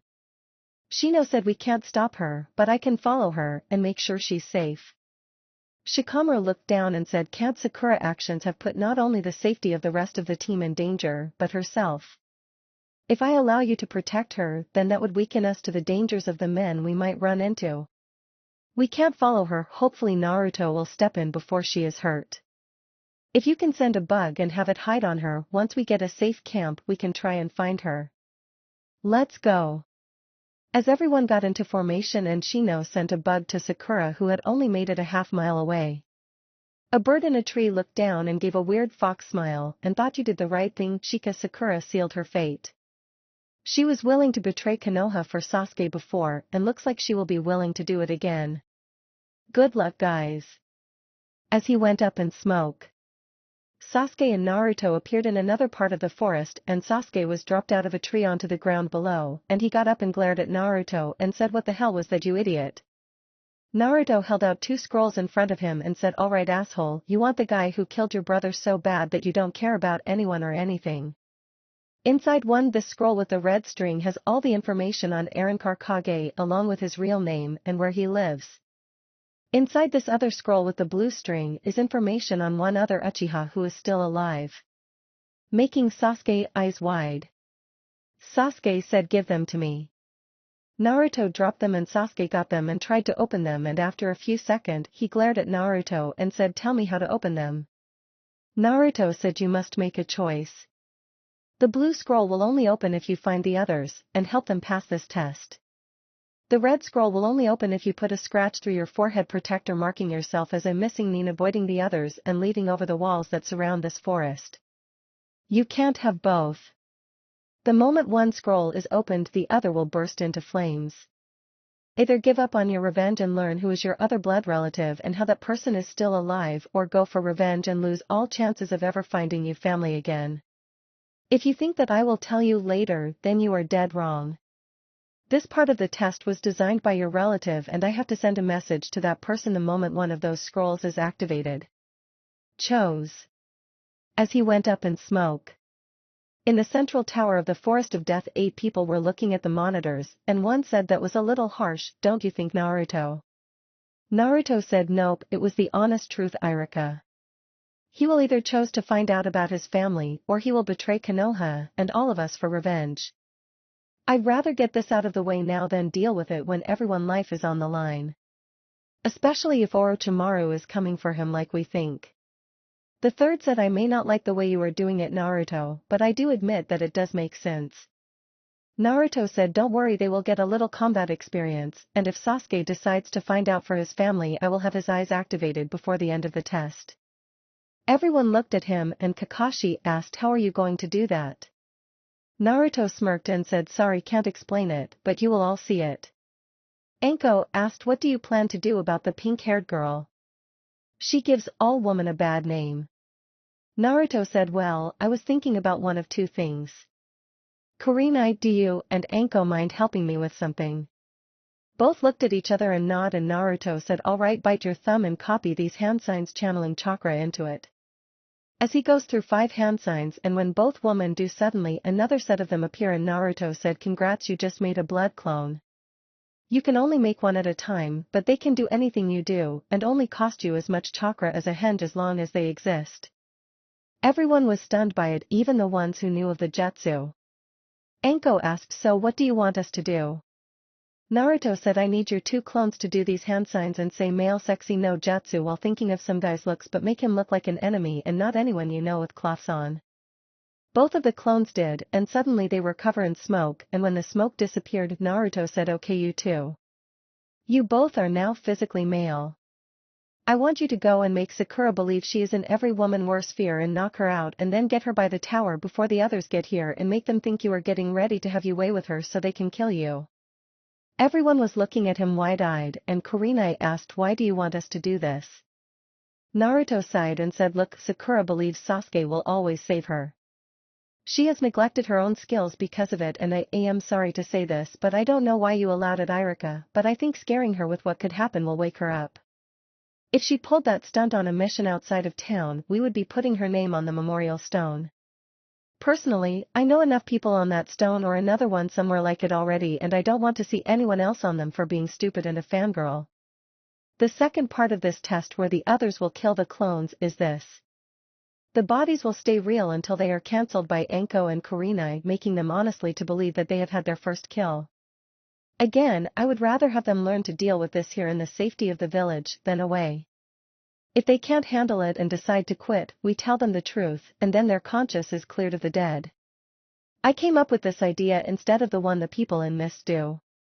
Kurenai and Irika both asked what do they do. Naruto looked around and Kakashi said the Mist forces their academy students to live eat and sleep with their classmates as brothers and friends. Then when it's time they graduate they force them to kill their friend or be killed. That's why they call it the Bloody Mist. Naruto said one of my friends Subuza the demon of the mist when he was not even an academy student wanted to change the way Mist did it so he walked into the academy on graduation day and killed the entire class to force them to change. Sadly they did not. As he looked down. The third said Naruto I do see your point and I think your idea is probably better than any others to deal with first kills than any I have ever seen. I hate to admit it but usually 40% of people after their first kill die from freezing. If this helps drop that number then we will start using it next year. Naruto said wait 2 years old man. That way people will be more accepting of the idea because it could cause trouble after the Chunin exams. Worst case scenario of course. As he smiled. Irika asked why are you so sure Orochimaru is going to come to the exams? To me it just seems like a long shot. Naruto looked at the 2 clones and said are you going to go find Sakura? Anko and Kurenai sent the clones away and Naruto closed his eyes and said Irika what would happen to a country who only has one ally currently and their lord keeps cutting their budget and sending missions to another village. The same village that you are allied with over several years' time. Everyone was looking at him and the third narrowed his eyes and Irika said the country would most likely try to find ways to save money or a new alliance why? Naruto said very good now what would happen if they decided to create a Jinchuriki as a weapon to get more attention and they still lose more fundings. The third asked what does this have to do with anything Naruto? Naruto sighed and said when the threat of Akatsuki was still active Jiraiya and I began looking for the other Jinchurikis figuring if we united all of them we could save them. We found out about one in Suna named Gaara. Unlike me the Kazekage bragged about him being a Jinchuriki. Even going as far as putting only a 3-star seal and a berserker seal on his own son to make him where he can give power to the demon, making it where he can never sleep. The third was wide-eyed and said that is stupid, what the hell was he thinking? Naruto said trying to get more military funding by making their shinobi better since they have been getting forced to cut back on the number they have. I received a message yesterday from Jiraiya that someone thought they saw Orochimaru and Suna last week, but it's unconfirmed yet, so he has not notified you until he has confirmed it. He was planning on heading there this week to see what he can dig up. The third said I see since Wave has taken most of the good fighters already, Orochimaru is most likely needing an ally. Naruto sighed and said he's got a chance for possible 4 allies now. Asuma asked, what do you mean, Naruto? Naruto said because of the recent update in the bingo book about me he could try and get Iwa since they hate dad so much, but they may back off since I know Hiraishin they could get missed since me and the 3 swordsmen did kind of kill the Yondaime Mizukage, but Orochimaru from what I heard killed the Godame, so the Rokudame might be scared of us both. Since Pain's ring was sent here by this Shukachasu guy, then they may not have a new leader there yet, and he could have set up a puppet leader, and last but not least is Cloud. They don't like me because of the friends I have. Anko asked why. Naruto said my fiancé and Sushi took their Jinchuriki and killed some of his Bolt members. Nothing much, 10 squads is all. As he rubbed the back of his head as everyone hung their heads down, and Asuma asked why are you so calm about death, Naruto? Naruto looked down and said, do you know how many times I have seen the face of the Shinigami? Everyone was looking at him and Naruto said I remember seeing his face 12-19 times, before the age of 6. You don't see his face that many times, and not be changed by it.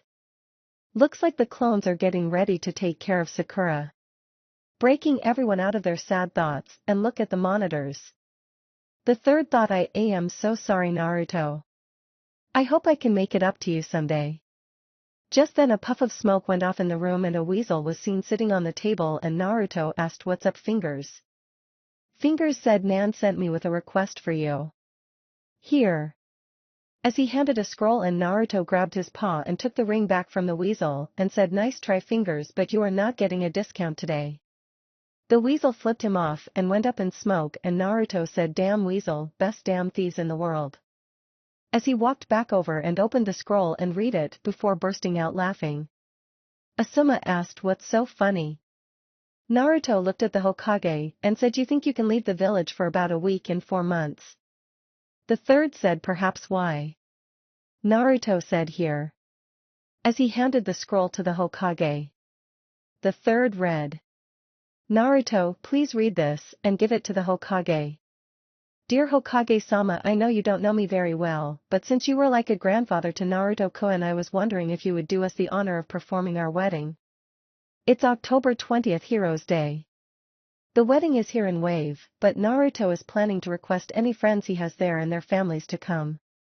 It will be mine, Angel, and Naruto-kun's wedding all rolled into one.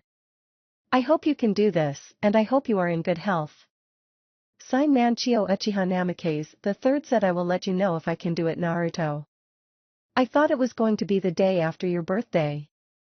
Naruto said originally it was, but we decided to change it to the national celebration of Wave's freedom. The day we officially declared our freedom and protection to the people of Wave. The same day I took office also. Kakashi said, I think we better check on Sakura. Back with Sakura. Sakura was looking around and yelling, Sasuke-kun, where are you? As she was walking through the woods. A voice said, well, what do we have here? A pretty little girl lost in the woods. Maybe we should help her, don't you agree, Pipe? Another voice said, I agrees, Kaze, let's help her scream. As they both jumped down and charged for Sakura. Pipe Anko ran over and grabbed Sakura by the arm, slamming her onto the ground, and sat on top of her back, making it where Sakura could not move, while Kaze walked over and made the zipper of his pants echo in the clearing, making Sakura scream out for help as she realized what was about to happen to her. Pipe grabbed the back of Sakura's head and slammed it into the ground, knocking her out, saying, shut up, bitch, and enjoy the fun. Once Sakura was out, Pipe said, damn, that was a rush. Getting off her, Kaze said, no shit, how the hell do we have dicks, and can feel them? As he showed Pipe his dick. Back in the tower, both women looked at Naruto, and Naruto said, that second jutsu I had you do was my first original jutsu. I did it to make perverts pass out from blood, and I learned it has one flaw. It actually makes you the opposite sex. Irika said, wait, you mean when you did that jutsu in the bar, that you actually were a woman at that point? Naruto said, why do you think none of the ninja realized I was a guy when they were doing body shots off my belly button? With a smirk. Kurenai said, that's unusual. Naruto said, true, but I got the male version idea from Konohamaru when I taught him it last week and told him to learn Kage Bunshin to do harem jutsu. Making the third pale and said, you didn't. Naruto summoned a videotape and stuck it into a VCR, and one of the monitors showed Naruto teaching him the sexy no jutsu, and the third said him dead. Making everyone laugh. The two clones Kaze and Pipe. When Pipe took Sakura near the tower and tied her arms and legs across a downed log, making it look like they were about to do her, and waited about 20 minutes when Sakura started to wake up, and Pipe motioned for Kaze that he sensed the others, and Kaze said, now that we got you all tied up and in position, we can have our way with you, bitch. As he slapped Sakura across the face and started to slowly take off his shirt. Pipe walked around and said, these shorts are going to have to go. Slapping Sakura across the ass. Sakura started to cry and said, please don't do this to me. I'm still a virgin, please. Kaze faced winced and said, oh really, well, we will just have to fix you of that problem. Now be a good little slut and get your mouth ready. Naruto back in the tower looked at Kurenai and said, me and you are really going to have a long talk after this is over, Kurenai. That's never been in any of my books. Kurenai blushed and Anko said, I think somebody kinky. Asuma got his hands full. With a smirk as Asuma dropped his cig. Back with Sakura. Just as Pipe went to reach for Sakura pants, a kunai came out of the woods and embedded itself in his arm as he turned at the last second. A growl was heard, and Kiba said, you picked the wrong bitch to mess with, buddies. As he got into his family taijutsu stance and Akamaru gave a series of barks and growls, Naruto back in the tower raised an eyebrow and said, I think Dog Boy's got a crush. Irika asked, what makes you say that? Naruto said, Akamaru asked Kiba if he wanted him to rip the guy's balls off for touching his mate.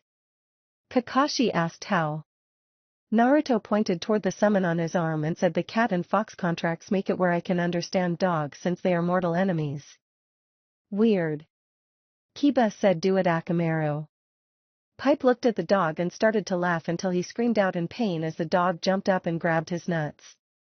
Kiba ran forward and stabbed the guy in the heart, killing him as Kaze jumped back only to be caught in a shadow, and a voice said, Choji, grab him.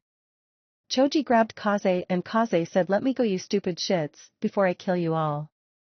Ino ran over to Sakura and started cutting the wire holding her down and started holding her, and she looked up at Kiba and said, thanks for saving her, Kiba. Kiba said, I can't let someone hurt a woman like that. Besides, Sakura deserves better. As he walked away, ignoring the narrowed eyes of Ino as she looked at his back. Sakura was crying and saying, Sasuke-kun saved me. Kiba growled as his hearing picked it up, and then he turned around as he heard a slap and saw Sakura holding her face and Ino standing over her and said, what the hell are you talking about, forehead? Kiba saved you while Sasuke-kun was nowhere around. Sakura looked around and said, that's because Naruto took him away. Defending him. Ino threw her hands in the air and said, damn it, forehead. I now think Kiba should have let them have their way with you. Stupid bitch. As she walked to Kaze and kneed him in the balls, making the poor guy cry out in pain. Shikamaru thought, glad I had cancelled my shadow possession jutsu, or my nuts would have been busted like his. Choji thought, damn, she's hot when she like that. Naruto, who was looking at this, winced along with the other men in the room. Naruto said, well, we need to keep this act going a little longer, but I wonder what happened with Sasuke. As he looked at the other monitors. The third said, looks like he's trying to make a decision. He's as the walls near the exit. Pointing to one of the 50 screens, Sasuke was looking at his forehead protector and he sighed and said, nice try, Dobe, but there are no other Uchihas. I would know if there was. As he slashed his forehead protector and put it back on, and jumped up on a tree and started to jump over the wall, landing on the wall and about to jump down on the other side, when a bird flew at him and exploded, and then another, as each one was forcing him back into the forest away from the wall. Kiba's ears twitched as he heard explosions as they were getting closer and closer. The others started to hear it also, and they all looked where the explosion was coming from and saw Sasuke running for them, and Sakura said, "Look everyone, I told you Sasuke-kun was coming for me." As Sasuke landed in the group, Naruto appeared in a swirl of flames with a kunai against Sasuke's neck and said, "Hello traitor." Making everyone look at him, the third, who was in a tree above them, said, "I'm very disappointed in you, Sasuke, not only willingly leaving your team in danger but also marking yourself as a missing nin is punishable by up to death.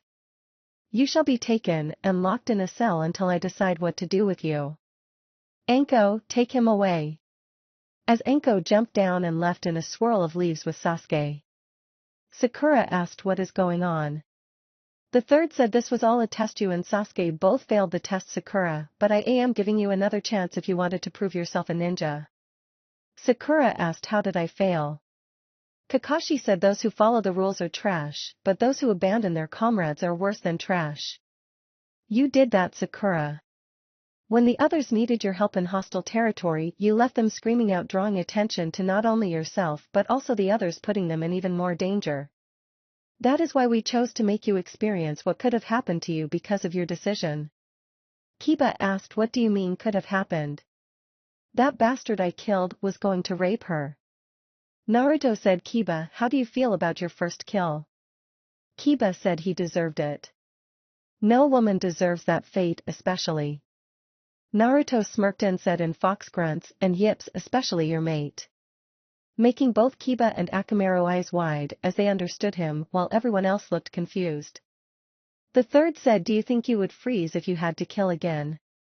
Kiba said, "As long as it was not cold blood, no, I was protecting a friend." Naruto nods, and the third said, "Release it, Kurenai." Kage, who was still being held by Choji, melted into a pile of blood, and Naruto walked over and gathered chakra into his hand, forming a Rasengan, and said, "Cancel it, Anko." Shoving it into the body's bladder. Anko, back in Umbu headquarters, felt she needed to pee really bad and heard Naruto message and cancelled it, and then felt she no longer had to go. Kurenai asked, "What was that?" Naruto said, "Like the Kage Bunshin, these can send and receive messages, but can only send them when experience extreme pain." Anko might have pissed herself just now if she did not cancel it. Making Iruka pissed and everyone else laugh. Kiba saw the body melt into a pile of blood and asked, "So, was that kill real or what?" Naruto said, "To you, it will always be real. Anytime you see blood, you will remember the look on this guy's face as you ended his life, but as long as you don't purposely go out looking for that look more, then you should be fine." Sakura got up and said, "This is all your fault," and kicked Naruto in the nuts, and Naruto smirked as everyone heard the sound of metal, and Tenten asked, "Brass balls?" Naruto said, "Nope, something better." As he took his shirt off, and Kakashi said, "I be damn. Snow armor." Naruto said, "Yeah, a little souvenir I took from Yuki's uncle's body. I modified it and we produced them for Snow and Wave as part of our trade agreement. We plan to do the same for Konoha after things settle down." Choji asked, "What's snow armor?" Kakashi said, "It's a special armor that absorbs chakra attacks and reduces physical damage done to a person. I only know 2 jutsu that can break through them. I created one and Naruto here knows and upgraded the other. The Chidori and the Rasengan." Tenten looked at Guy, who was moving his mouth, but no words were coming out, and she asked, "What is wrong with Guy-sensei?" Naruto said, "You remember Tayuya?" Shikamaru said, "How can you forget that foul-mouthed troublesome woman?" Naruto said, "Back in Wave I created a seal, making it where it silences every cuss word she says as long as she's inside the village. I made one her for Guy that limits anything in which he thinks the word youth. He can speak in a normal tone about stuff and still yell, but if his mind thinks the word youth, it mutes him." Tenten ran over and kissed Naruto on the cheek and said, "Thank you." And Neji shook his hand. Naruto said, "It will only work in the village." "Sorry." Tenten said, "Any break will work." Guy said, "Damn it."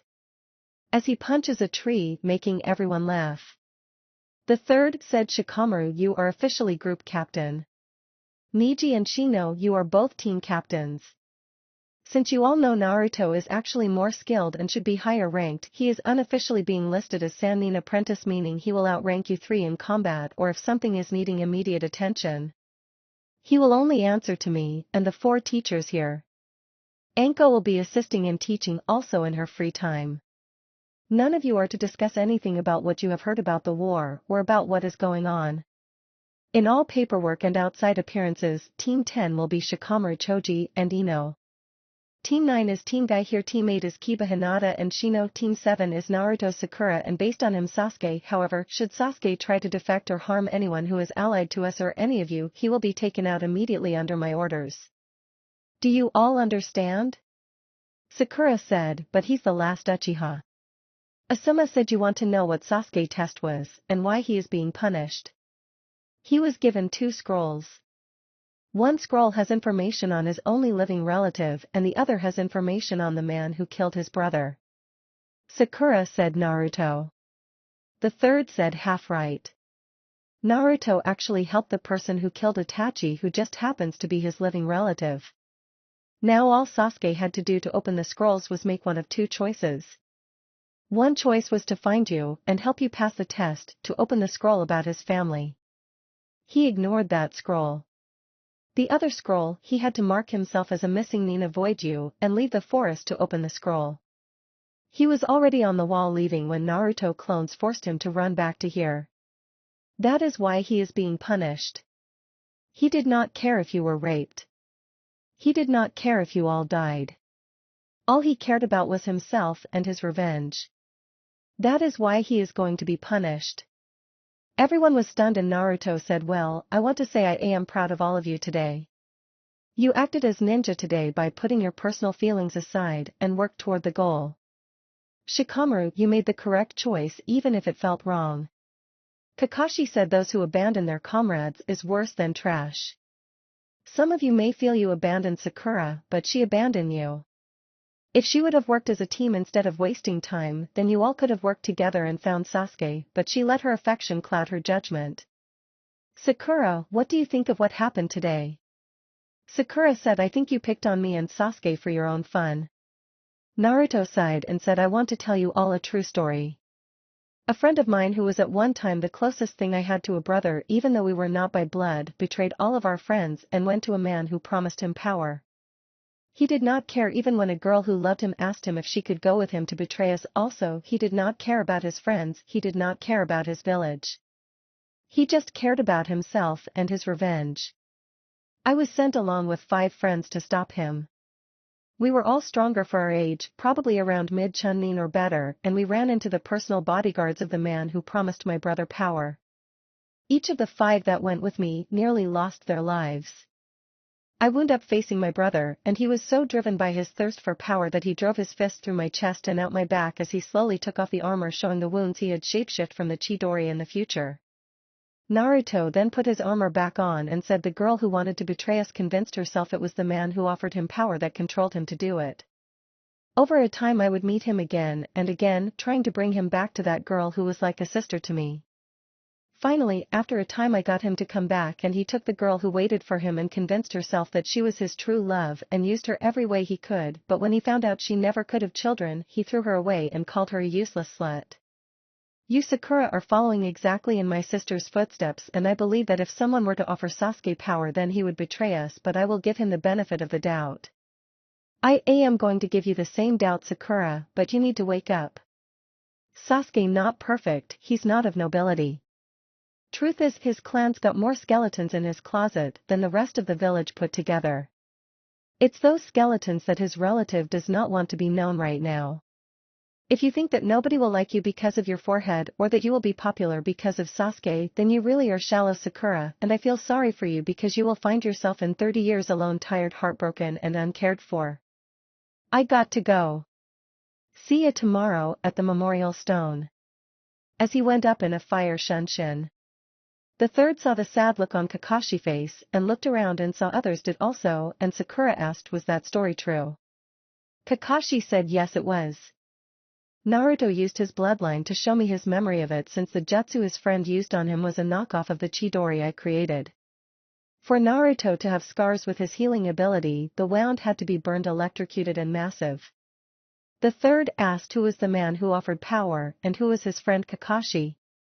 Kakashi said I don't know his friend's name, but the man who offered power to his friend is the same man he's trying to save Sasuke from.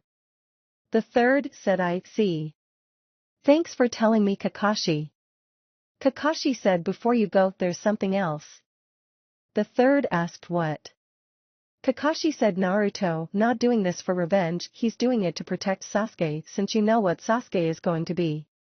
His motives are pure. The third said I already knew that, Kakashi, but thanks for reminding me of that. I just realized something that is going to really change Konoha. Kakashi looked confused and asked what? The third said what happens when two clan heads from different clans marry. Kakashi said they me. I see. The third said and that's the loophole I am using to get the treaty passed before the exams. As he left in a swirl of leaves, Asuma asked what treaty. Kakashi said don't know. As he also left, leaving Asuma, Kurenai and Guy to get the kiddies home. When Sakura walked into her house that night, her mother nearly had a heart attack.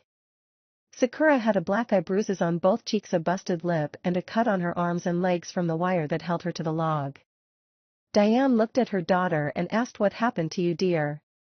Sakura told her mother and Diane said how could the Hokage let that demon treat you like that? Sakura said Mom, they're right. It was my fault. Diane said nonsense. Tomorrow I want you to go to the Hokage and tell him you quit being a ninja. This is outrageous. You let your love for that Sasuke boy lead you into a bad situation. I never should have let you join.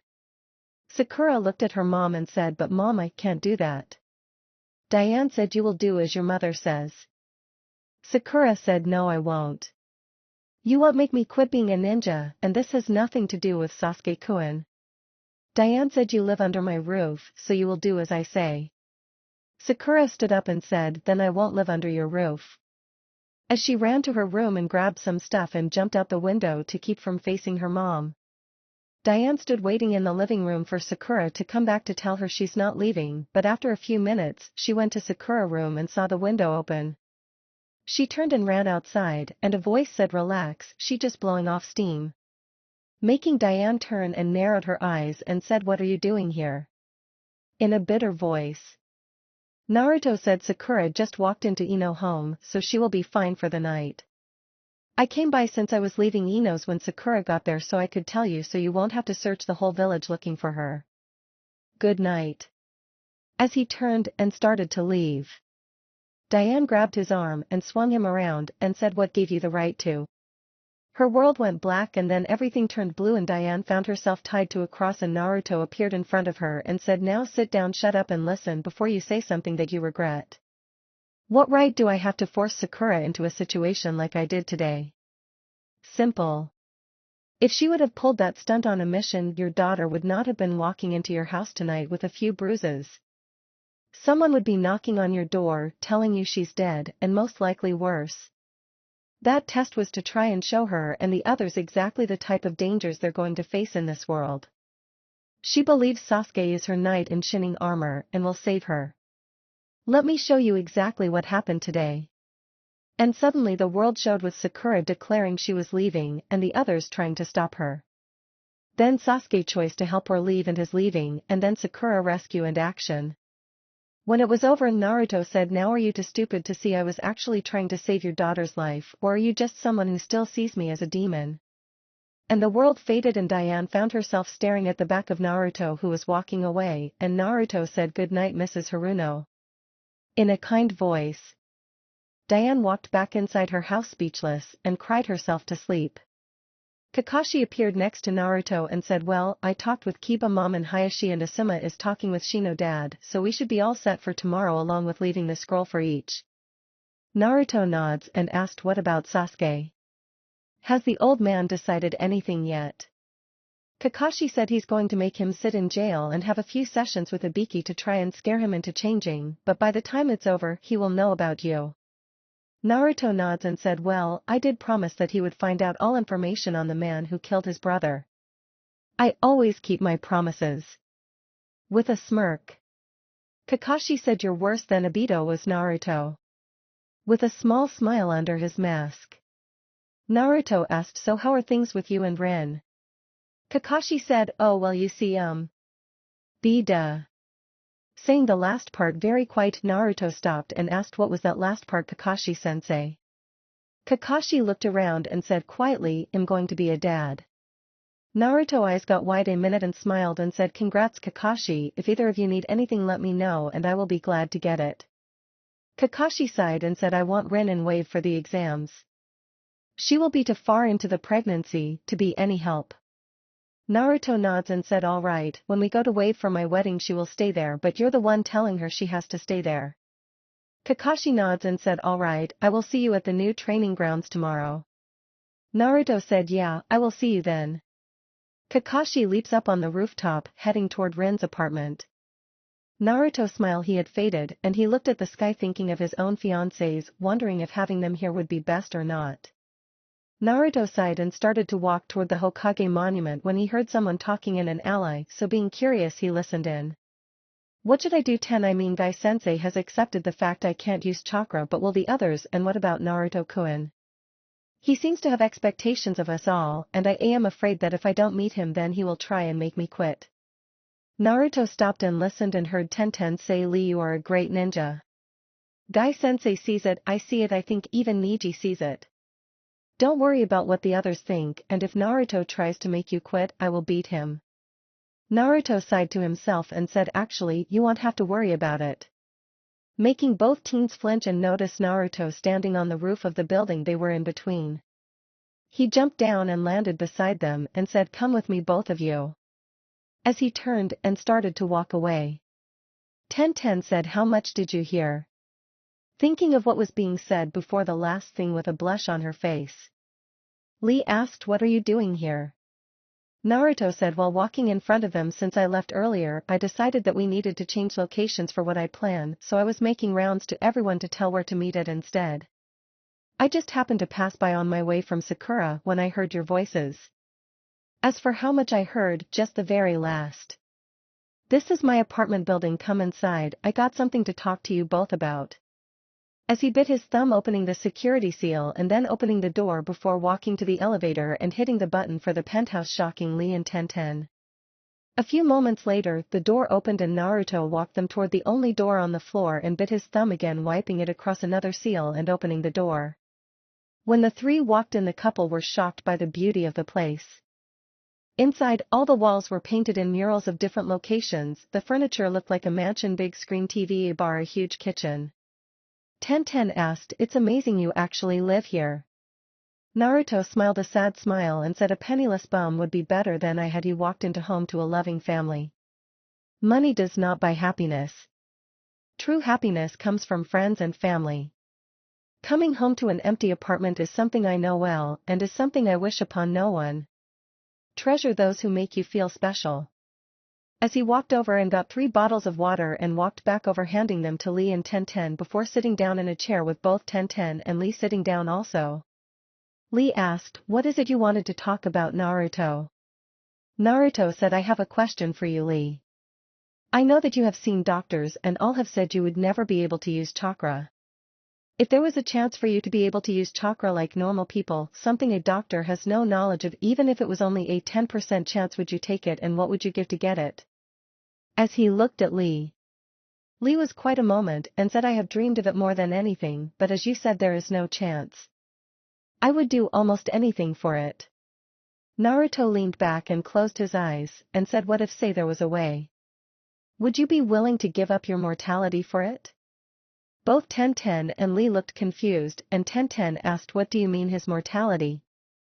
Naruto sighed still with closed eyes, and said, there is a chance for Lee to use chakra. The odds are only 10% since we don't know for sure if it will work. Tsunade and I both thought it over and decided to offer it to Lee. What we will have to do is I have to have Lee and another volunteer agree to a 3-way blood transfusion. My body has a healing factor because of the Kyuubi that was once sealed into me, however, there is a side effect that I learned from the Shinigami. I can't die of old age. I can still be killed but not grow old. When I hit the age of 22, I will quit aging. Because of the deal I made with the Shinigami, I was allowed to give my bloodline to a few others without some hard procedure, so the ones who have it also won't die of old age either. I can't tell you who since they asked me not to, but I still want to offer you this chance, Lee. My healing factor might be able to heal your body to allow you to use chakra, but it might also make you basically immortal. We don't know. There is also a chance the third person who does this will be immortal also, or neither of you. I can't promise either way. I don't know what other side effects this will have on you since nobody's ever attempted this before. The choice is yours, Lee, but you will have to find a volunteer to do it. Don't worry about blood types, because my body will handle that problem. It will hurt because I will also be having to hook chakra strings to you chakra holes and forcing my chakra through your system, making the coils bigger. The idea is simple. You can't use chakra because you coils never formed. I am going to force your coils to expand and my healing factor will heal the damage. If it don't work, you won't be able to train for a week or two while your body heals, but if it does work, you will be able to use chakra again. I will give you some time to think about it. As he got up and walked into another room. Both teens sat there shocked, and a moment later Naruto walked back into the room with 2 scrolls and held them out and said, "These are for the both of you. I have already given the others theirs also. Inside is a special modified version of my snow armor that will help you train faster and stronger. There are seals inside of it that will make weights and other special features better. It will allow you, Lee, to wear this bodysuit instead of those huge leg weights, and there is also a counter that will keep count of your workouts, though I will explain why tomorrow. Both of you have to wear this as either your regular clothes or underneath your regular clothes as long as you have them. The instructions are sealed in the scroll and explaining how to use them. To open the scroll, just wipe some of your blood on it to open it. 1010 I am not accusing you of this, but I want to warn you. Don't give this to anyone or try to take it apart to find the seals. These are even more special than the ones that Wave plans to give to Konoha. These were made specifically for the Konoha 12, as I like to call our group. Even the senseis are going to be wearing them. I know your family owns a weapon shop and always looking for ideas, and I might let your family market these later on, but for now I want the secrets to them safe. If they are taken apart, the seals inside will destroy themselves to protect the secrets, and then you won't be able to participate in the training. 1010 said, "I understand, and I would never try to steal your secrets. I do want to know why you had me come with you and Lee to discuss this offer."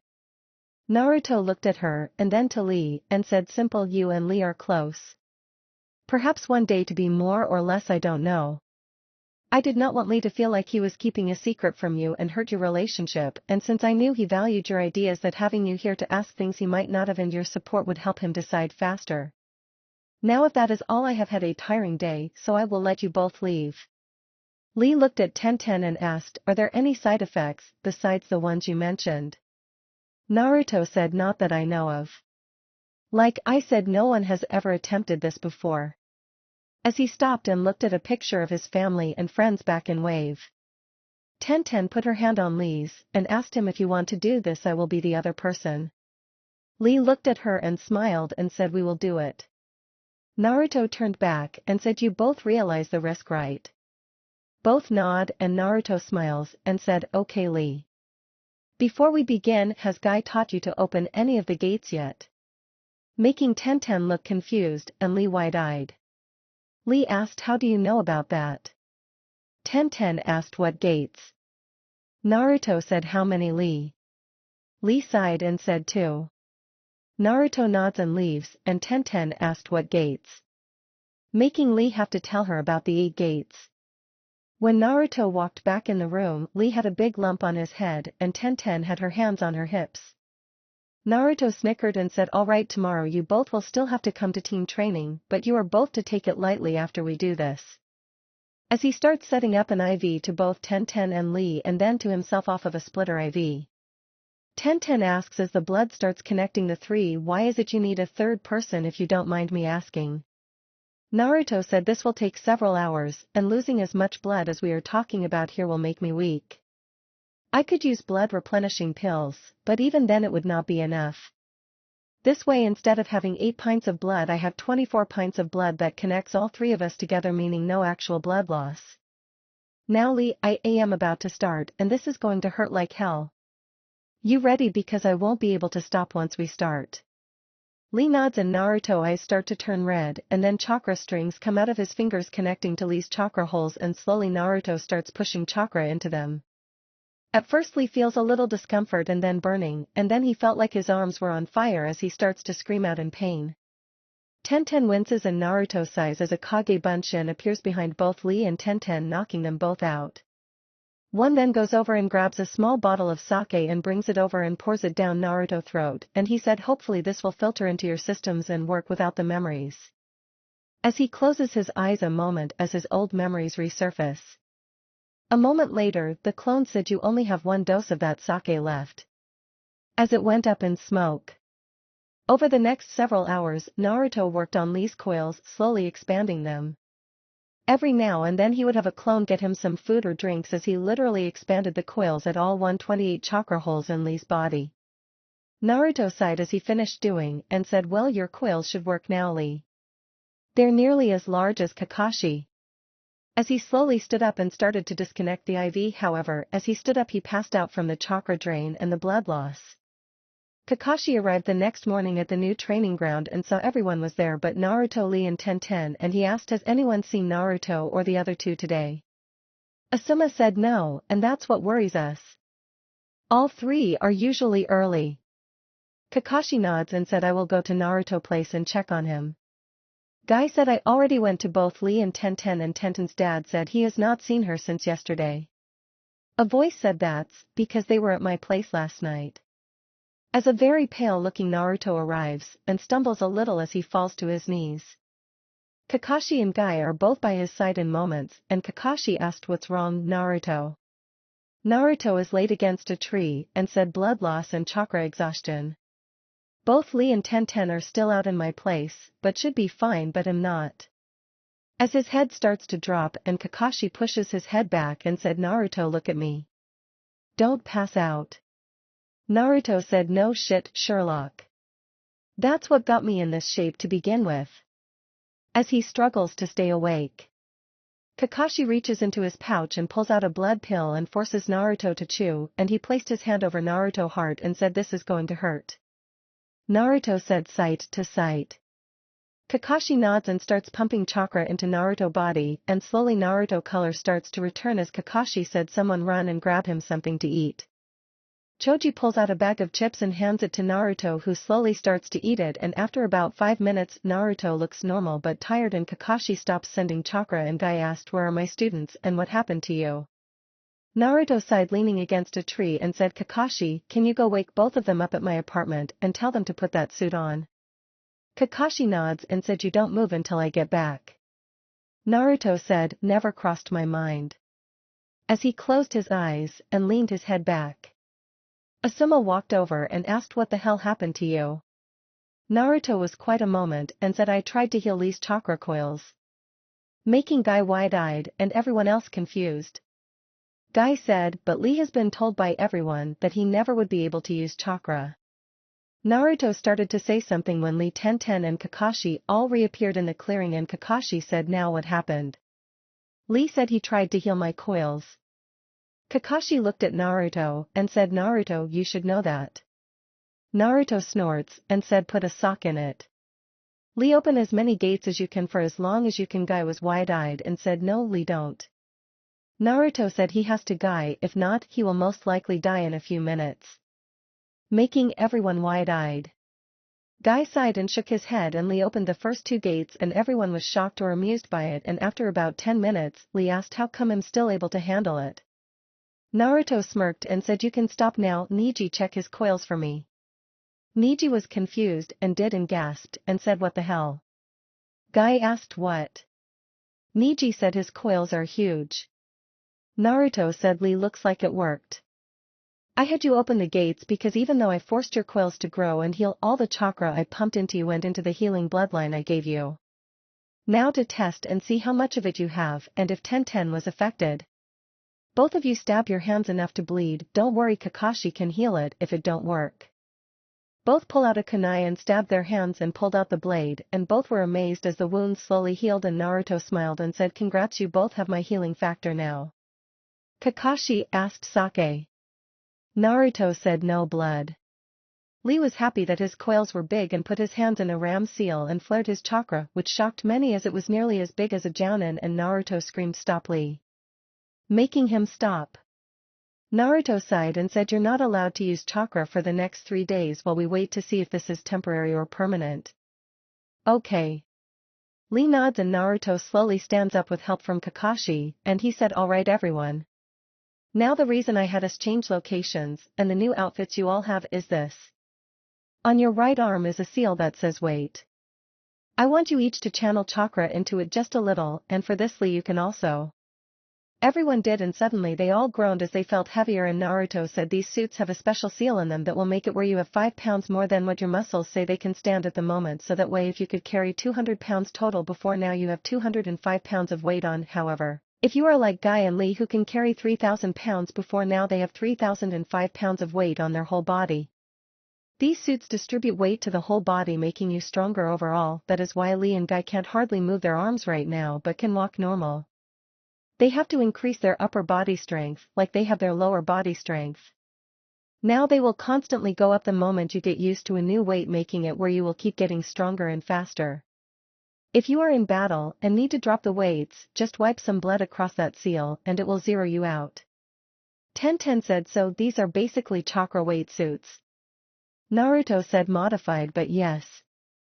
They also have a security seal on them so that the person who first puts it on and puts their blood on it to make the size fit like you each did this morning is the only person who can wear this suit. Now on your left arm is a little screen pull-out scroll that has a special seal in it. The seal will record all of your training and fighting skills. Every punch, kick or weapon you throw will be recorded along with any special weapon strike you make.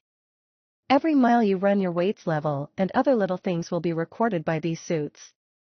Now the reason for this is simple. Starting today, we are going to start the real training. We will meet here at 5 a.m. every morning and work on taijutsu and body conditioning till 9 a.m. We will then do missions until 12 p.m. We will then take a 1-hour lunch break. At 1 p.m. we will work on genjutsu, 2 p.m. strategy and teamwork, 3 p.m. kenjutsu, 4 p.m. ninjutsu until we call it a day. We will do this Monday through Thursday. Friday will be review and special training, in which you can work on anything you want or the special jutsu you can buy. Kiba asked, "What do you mean special jutsu we can buy?" Naruto said, "The reason I want your stats recorded is this. Every 20 punches you do you get 1 point, every mile you run is 1 point, every 10 weapon slice you do is 1 point, every 20 kicks is 1 point, every time your weights increase will be 1 point, every 10 weapons you throw will be 1 point, and every jutsu you learn will be 1 point. On Friday I will bring a board with a total of 100 jutsu that I created myself, modified so they can't be copied by the Sharingan or any other bloodline like that. These each have to be learned the regular way. Now in the scroll I gave you all last night with the suit is a scroll. It contains new hand signs for you each to learn to use these jutsu. They are one-hand hand signs. I want you each to have learned all 20 in that scroll by Friday." Niji asked, "What if we don't have a weapon?" Naruto smiled and said, "After today you will. At 3 o'clock today I want you all to go to the Wolf Claw weapon shop and each pick a close-range weapon, and 10-10 I mean a weapon you don't throw. I don't care if it's a sword, bow, axe, whip, claws, whatever, as long as it is a close-range weapon. Don't worry about price as I am paying for it, but you each have to pick one up." Shikamaru asked, "Are there any restrictions we should know about on these jutsu you are going to sell us?" Naruto said, "Yes, you can't show them to anyone as to how to do them. That includes Sasuke. These jutsu I will be selling are only 1 copy each, meaning only the person who buys that jutsu will be able to learn it. Think of each of these as trump cards. Every ninja has one. Kakashi here has his Chidori, I have my multi-elemental Rasengan. These are to be regarded as clan secrets by each of you and are not to be shown to anyone. The scrolls will automatically seal the moment you let go of them, so only you can open them with your blood. The harder you work the more jutsu you learn, and no, you can't share points to get some of the higher ones. Also, every time that you buy a jutsu the amount of points you use will be deducted from your total, making it where you have to work even harder to get them. If any of you show these to anyone, then I will consider it a breach of trust and refuse to sell you anymore." These are my own personal jutsu and I am doing this as a favor for the Hokage. That goes also for the suits you all have on now. Once you each reach Chunin rank you may choose to show these jutsu to others but you must inform the Hokage of each person so that he know who has them since some of these are dangerous. They are all C rank or higher. There are even a few S ranks since the senseis are also going for them as well. Making the genin look at their senseis. Shino asked, why is it that you are telling our senseis what to do and also acting as leader? Asuma said, because there is a side mission going on here. You each have the chance to become something none of you ever would have normally. The Hokage has discussed it with the Namikage and has decided to make a joint village Sannin. At least one of you will become a Sannin to replace Orochimaru, who has become a missing nin. Tsunade, Jiraiya, and Naruto here are all three going to choose a new Sannin. You will not receive the contracts that any of the three have since they are making them family contracts, but they have at least one contract that no one has signed that are willing to become the new Sannin. Each of you are being judged by not only your skills, but your actions. Naruto here is acting as leader because the Hokage wants him to pass on his skills to you all and help him, and the Namikage who is also voting on who will be the new Sannin for not only Konoha, but also Wave. Everyone was stunned and Kakashi said also Naruto here is being evaluated by not only the Hokage but the council as well as part of the alliance that Wave and Konoha are trying to form. Since we don't know really anything about Wave and Naruto is not allowed to tell, but he is also a ninja of Konoha, he is being judged on his right to prove he is not a spy and a ally. The Jounin senseis here are all evaluating his skills to help make Wave's ranking system official. Tenten asked, can you explain this because I really don't understand. Naruto is obviously way higher ranked than a genin. Naruto said simple. When a new village is formed they have to pass certain requirements. They either have to have the backing of another nation, have at least 3 feudal lords backing them, or prove themselves in a war. Wave has no choice but to deal with Konoha as either an ally or enemy since all ninja from Wave have to pass through the fire country for any missions they get that do not go by boat. Konoha basically has to go through Wave to deal with any missions that require a boat since they have cornered all shipping and travel between the island nations. It currently has the support of 10 feudal lords, meaning that Wave is officially recognized as a hidden village, however, that does not mean its ranking system is official.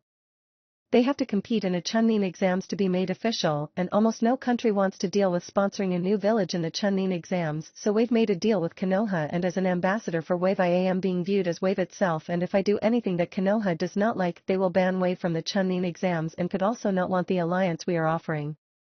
Everyone understood and Naruto said, well, since it's now 9 AM, let's start our missions. Everyone looked at him strangely, and Naruto starts to leave only to fall straight on his face, making everyone wince.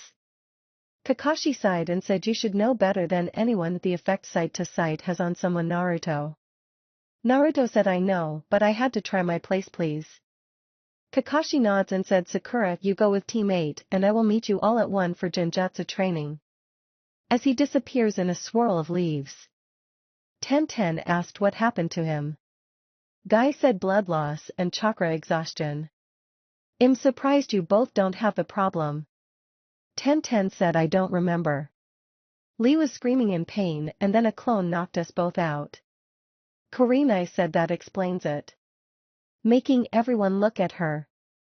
She then continued, when you're asleep your blood flows slower, so if I were to guess Naruto did a 3-way blood transfusion since you were both affected. With both of your blood going slower then his, you both basically sucked him dry.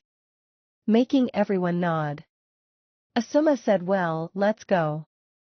We got a lot to do. As everyone starts to leave. Ino walked over to Sakura and said, I just wish these outfits came in a different color. I'm glad we can wear other cloths over them. Sakura said, yeah, black does not look good on me. As they went to do missions. It has been nearly 2 months since the training began. The training has had great results. Neji has learned the Raitun Bulldog Raitun Photo Shock Raitun Slipstream from Naruto Personal Jutsu. His weapon was a set of Sayas. Hinata has learned Suetun Wave / Suetun Old Faithful, Suetun Hidden Blood Mist, and Suetun Tiger Shark. She has also learned to heal cuts, broken bones, and sight to sight. Her choice of weapons was a whip. Shino learned Earth River Stone's Earth Bridge Builder along with increasing his own speed and taijutsu. He has also gotten a staff Kiba speed and has increased greatly and has learned Fire Chicken, Fire Darkness, Shadow, Fire Eclipse and Fire Hippo Bath. He has also gotten himself a set of claws. 1010 has increased her physical strength and speed but has only learned Raiton Electric Radio. She has however mastered a new weapon in the form of a short sword. Lee, thanks to his ability to use chakra, has learned Kage Bunshin Hench Replacement and Raiton Handshake. He has also gotten a weapon of nunchucks. Ino surprisingly learned Futon Dime Stop, Futon Sandwich and Futon Knee Kick. She also got a whip. Shikamaru learned Shadow Slam, Shadow Walk and Shadow Switch. His choice of weapons was a shield with a sword built onto the end. Why, you ask? Simple, more shadow range. Choji learned Lean Runner Blitz and All You Can Eat. His weapon is Chain Spikes. Sakura learned Suiton Spike Ball, Raiton Body Fire Birth, and her weapon of choice was a pair of brass knuckles. Naruto sighed as today was their day off and he was currently on his way to the hot springs to relax when Kurenai appeared and said, "Naruto, I hate to do this but I have found something you should see." Naruto looked at her and asked, "What is it?" Kurenai said, "Let me show you." And she put her hand on Naruto's shoulder and both left in a swirl of leaves. When they both appeared, Naruto looked around and he growled and as he saw what Kurenai wanted to show him. There on a practice field was Sasuke and Sakura was reading the jutsu she just got the previous Friday to Sasuke. Don't forget to like and subscribe to my channel if you haven't already. There is also a link in the description to my Patreon. It has Naruto fanfiction that cannot be posted on YouTube. There is some free content on there. So, you don't have to be a paying member to enjoy listening to excellent fanfiction.